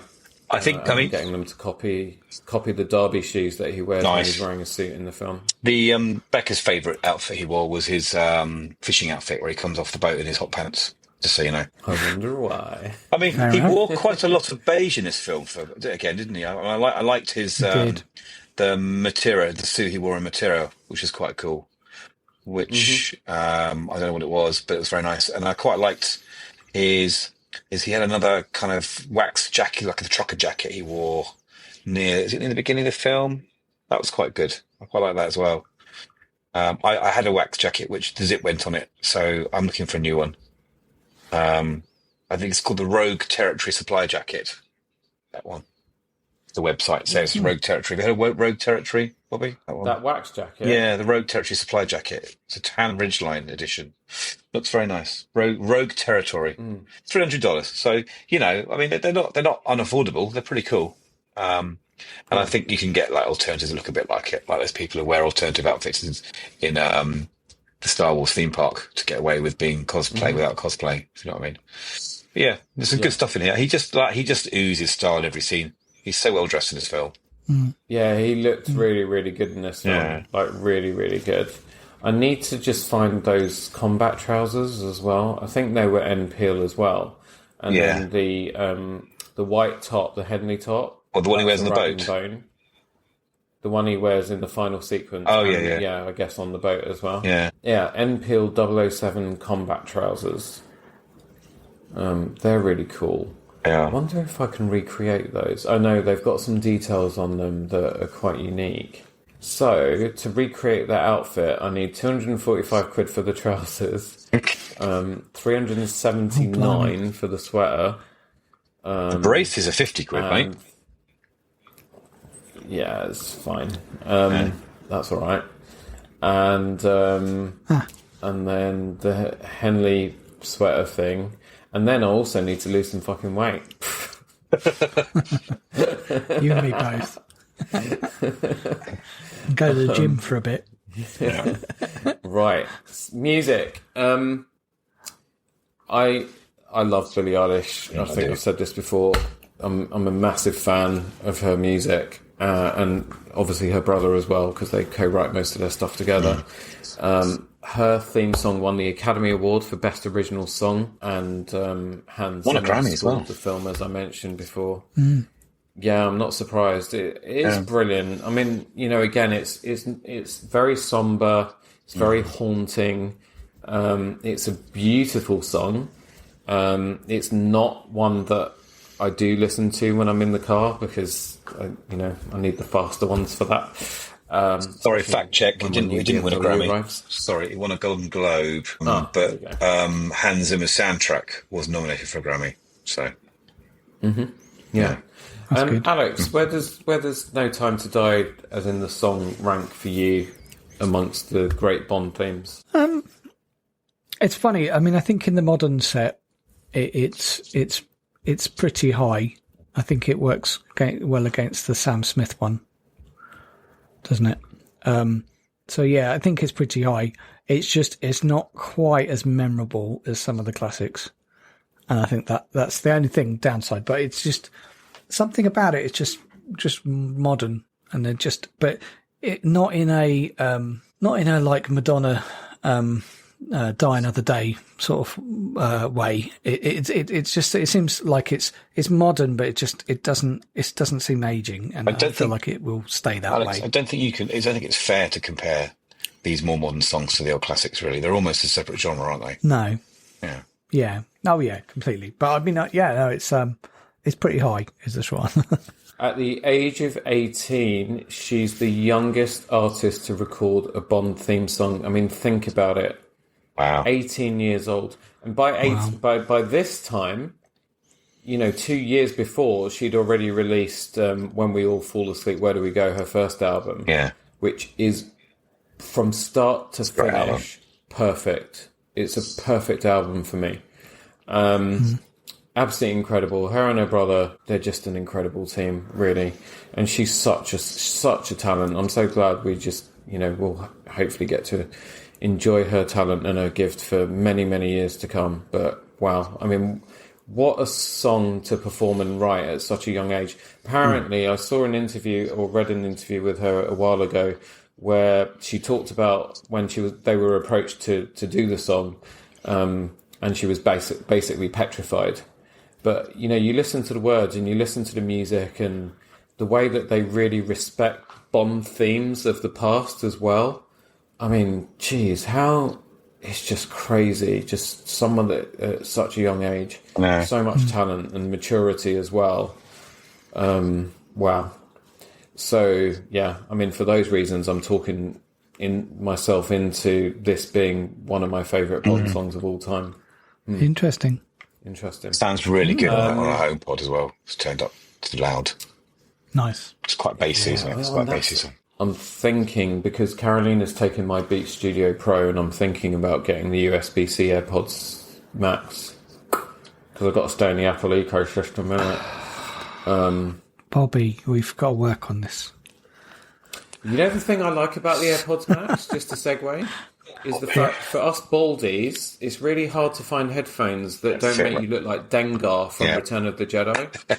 Yeah, right. That's true. They sit close to your head, whereas other headphones do that, and you look like a weirdo. Especially the Pulse Elites. I look really weird in the old Sony PlayStation Pulse Elites. Yeah, exactly. Oh yeah, no. Right, we've got to wrap this separation. up because we've been going for quite some. This is like literally the longest. There'll be no time to sleep at this rate. Alex, do we have some numbers? Do we know how well this film did? This film did. The song, no. The film. The film, yes. It actually went pretty well. It grossed worldwide total of 774 million. and that was off a budget including promotion of about 350 million. So it was pretty good. Wow. It's estimated it would have needed to gross 800 million worldwide to break even. Now, the fact that this was literally timed over COVID, and then they pushed it back and pushed it back and pushed it back. I think it actually did incredibly well considering that, and it did kickstart the industry again. So I think in that respect, I think it was a very impressive showing. It's the longest Bond film if as it well. didn't hit the same numbers. It's the longest Bond film by about 30 minutes. So, that's going to cost as well, isn't it? But it must make lots. It must be making money out of the the streaming sales and the sales of the on-demand video as well. Surely. Yeah, totally. And I think this is it. It's this as obviously is most modern. It is one that just plays now just as well as it did 3 years ago. So I think that holds itself up. It'll be interesting to see what happens because MGM's now owned by Amazon, and so there's been a number of moving things around, and so it's on Prime at the moment.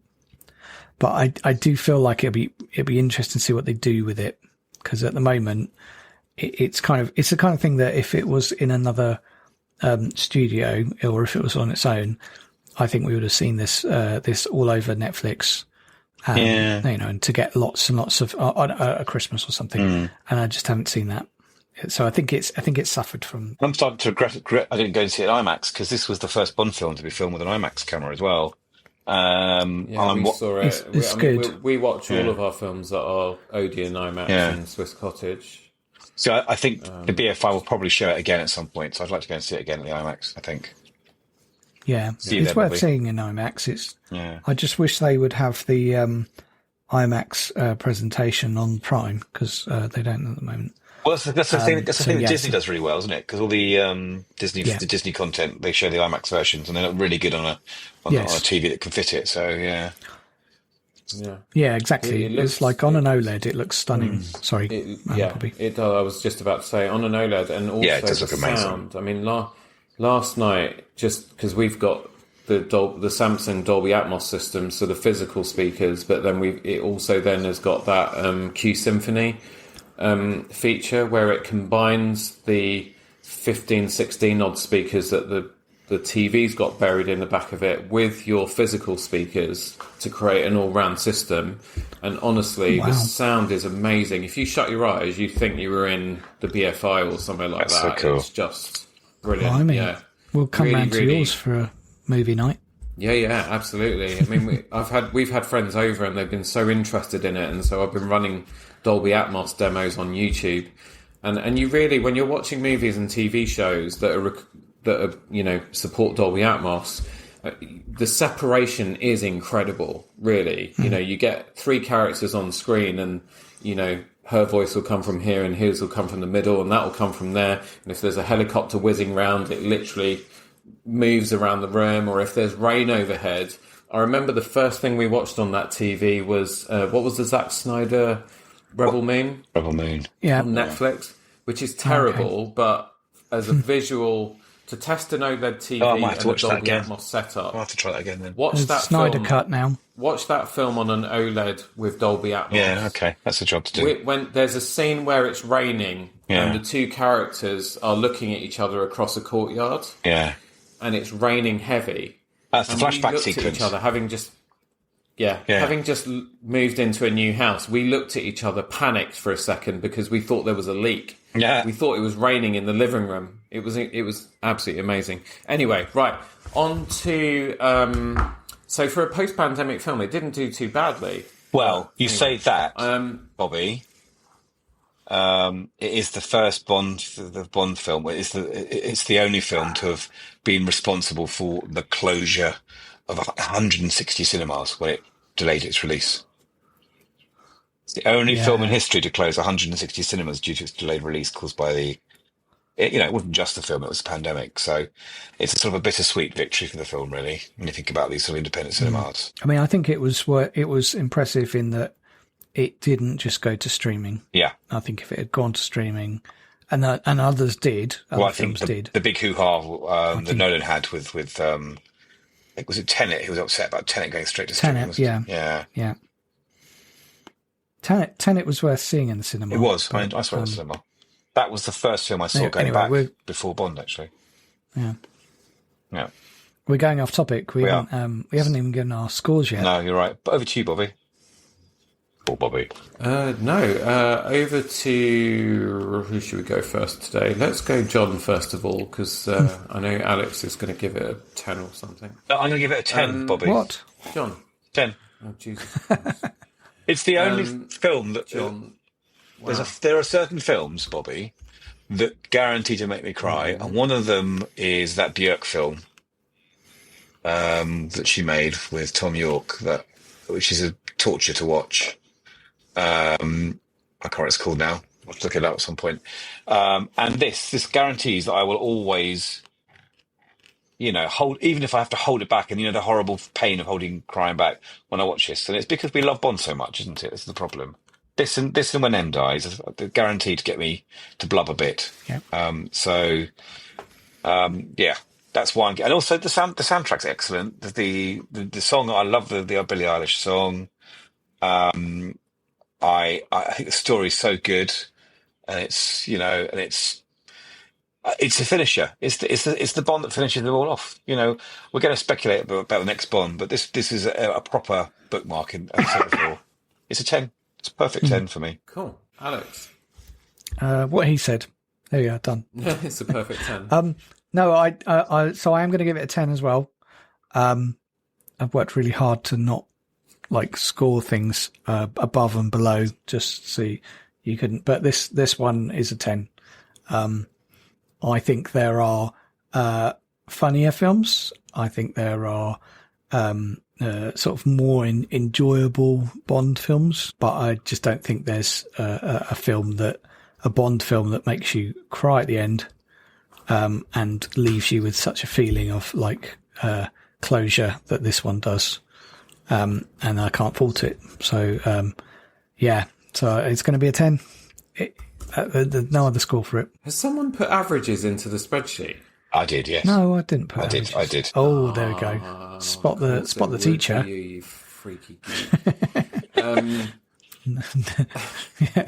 Definitely spot the teacher in the group here. Yeah.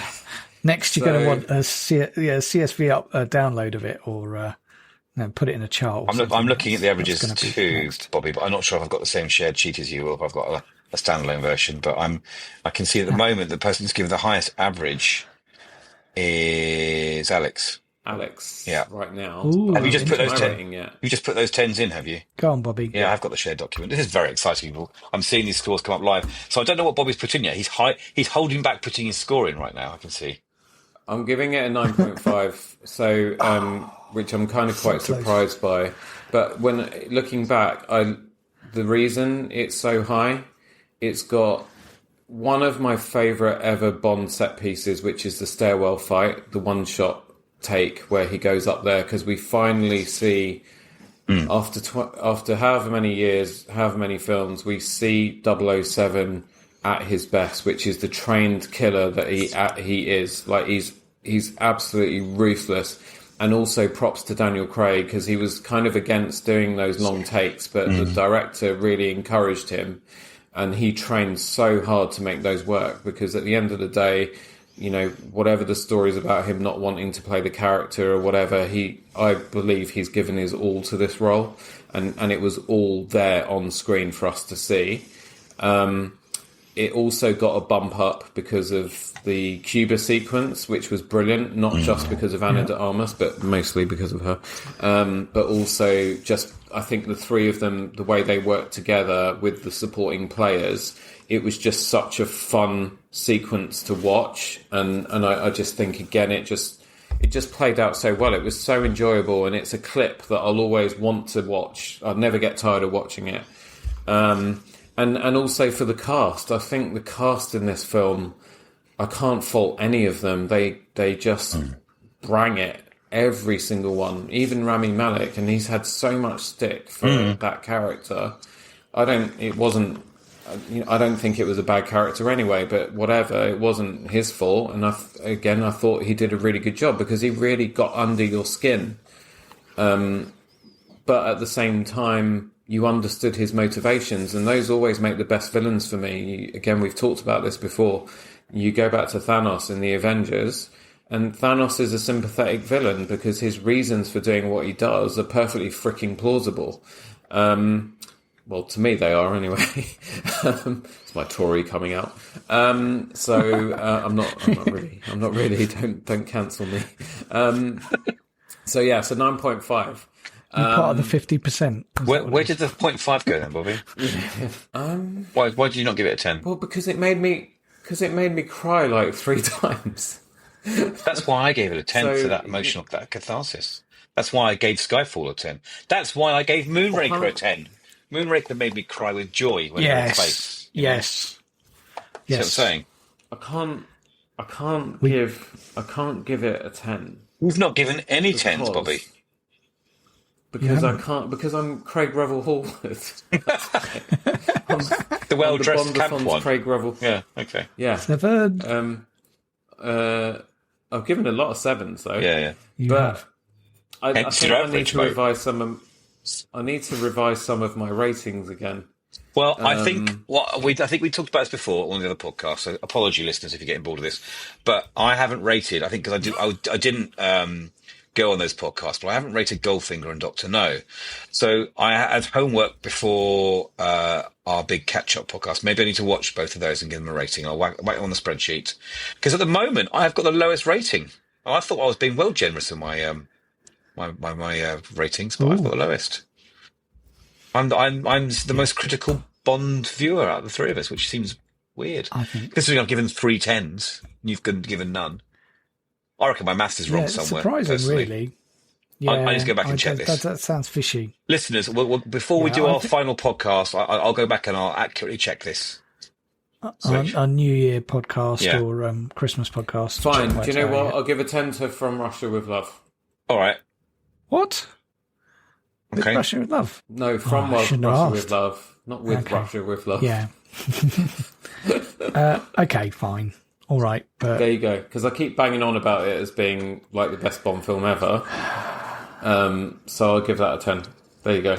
Happy? No, I've given not something really. a 10. I feel a bit hollow now. I feel like you've let this film down. No, what? Because I didn't give the same. You didn't give it a 10. Because I didn't give it a 10. But so what? Yeah, it could have been. It could have been a full marks. It could have been a. I'm cleared the board, impressed. but no. And amazed that I've given a George Lazenby film a 9. It's interesting, isn't it? Yeah, I gave it a 7. I kind of stand by that. I think we should delve more into this in a separate podcast, Bobby. Before we should. I think that's another podcast. What we will do is we will do a retrospective look back at the Bondathon. Yeah. And our time, and we will give the James Bond series an overall rating. How about that? We could get LaShawn Lynch on as a guest as well to talk about it with us, couldn't we? How about that? Great. Yeah. I'll Bobby, look forward to that. you pull your connections, Bobby. Yeah. I could try and see if my new friend Freema Agyeman will join us. We'll look at John's eyes. Can't believe you'd name dropped. Yeah, well, we have our little chat. Okay. On All right. So I'll see what I can do.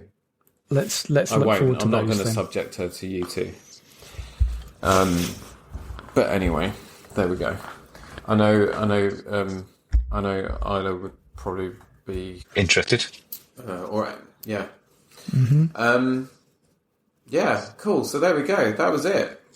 That's the end of the Bondathon, sadly. We will be back, though. We will do a retrospective. Bondathon will return. And then the Bondathon will return. We will need to work out and decide what our next film series is going to be. We could do Mission Impossible. Because the possible rumoured final Mission Impossible is due out next summer. So it is the final one. He's not doing any more after this. He's too old. We could go for Mission Impossible, because that could tie up quite nicely timing-wise as well. I'm quite up for that because I really love those films. Yeah, I do as well.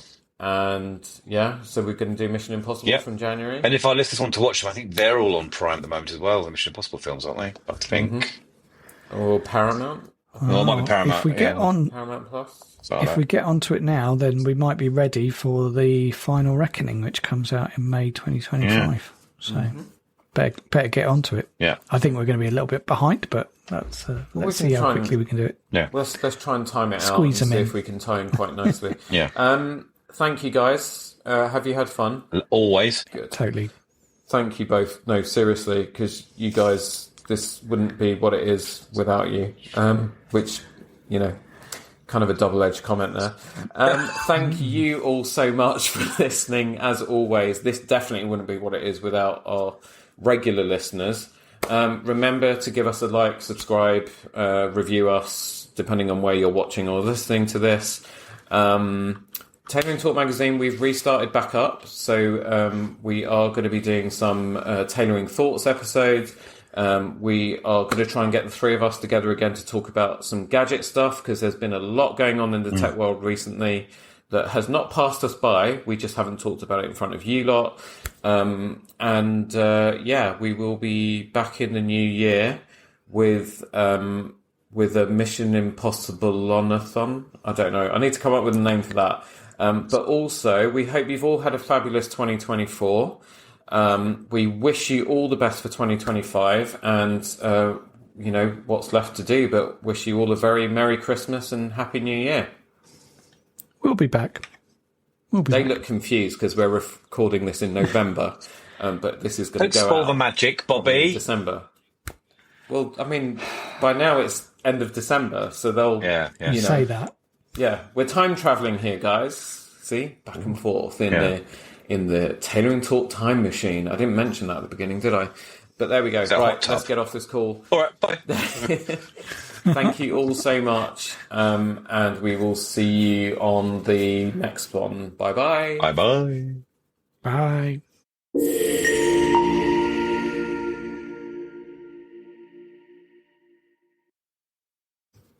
We're the 00 to your 7, Bobby. Sweet. Yeah, well, you're sort of like my Money Penny and my Tanner. Yeah, okay, I can see that. Yeah, I'm trying to think. No, not Money Penny. Who else is in MI5 that's a bit shit? So there's Tanner. One of the assistants in Q's labs. Okay, I'm like blowing things up by mistake, am I? Right, that's about right, yeah. Yeah. Great. Alex is the guy that washes my Aston Martin. I'm not 007 though. I'm not 007. So do you know what I say to people now when I'm trying to approach them to get, introduce my services? Is it a riff with your inside leg measurement? 003? No. I say to them, you're 007. Can I be your Q? Oh.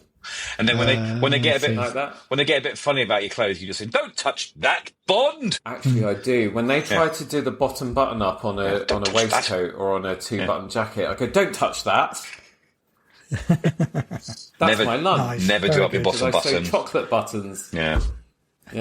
Never do up your bottom button. No. Watch Bobby's shorts about that. Yeah. I mean, not his shorts that he wears, his YouTube and Instagram shorts. You know what I mean. I don't wish. The common shorts, vernacular how dare for you. these videos. Yeah. All right. Yeah. God, it's time we should go before I'll see. we bore I'll people see to if death. I get any. If I get any NPL goodies, I'll see if I can wear them. If I get them in time for the Bond retrospective, I'll wear them for that. I think we might have to put our tuxes on for this, don't you think? I think John should whip on a pair of all of our brown budgie smugglers from Casino Royale, and Alex should wear the Halle Berry's bikini. Halle Berry's bikini. Halle Berry's the bright orange one. Yeah. Oh, no. We'd get another viewing of the butt then, wouldn't we? Yeah, that's true. You gotta get the butt out again. You know the worst Yeah, thing about these outros, these sort Is of they're shit. extras or whatever? Nobody in the universe is ever going to listen. No, to true. It's so You're still funny. recording, Bobby. Why do you do this to us? I don't know. Anyway, switch it off. Time to go to I bed. will, Come on, I will. let's Right, get a I'm switching drink. it off. Or go to bed.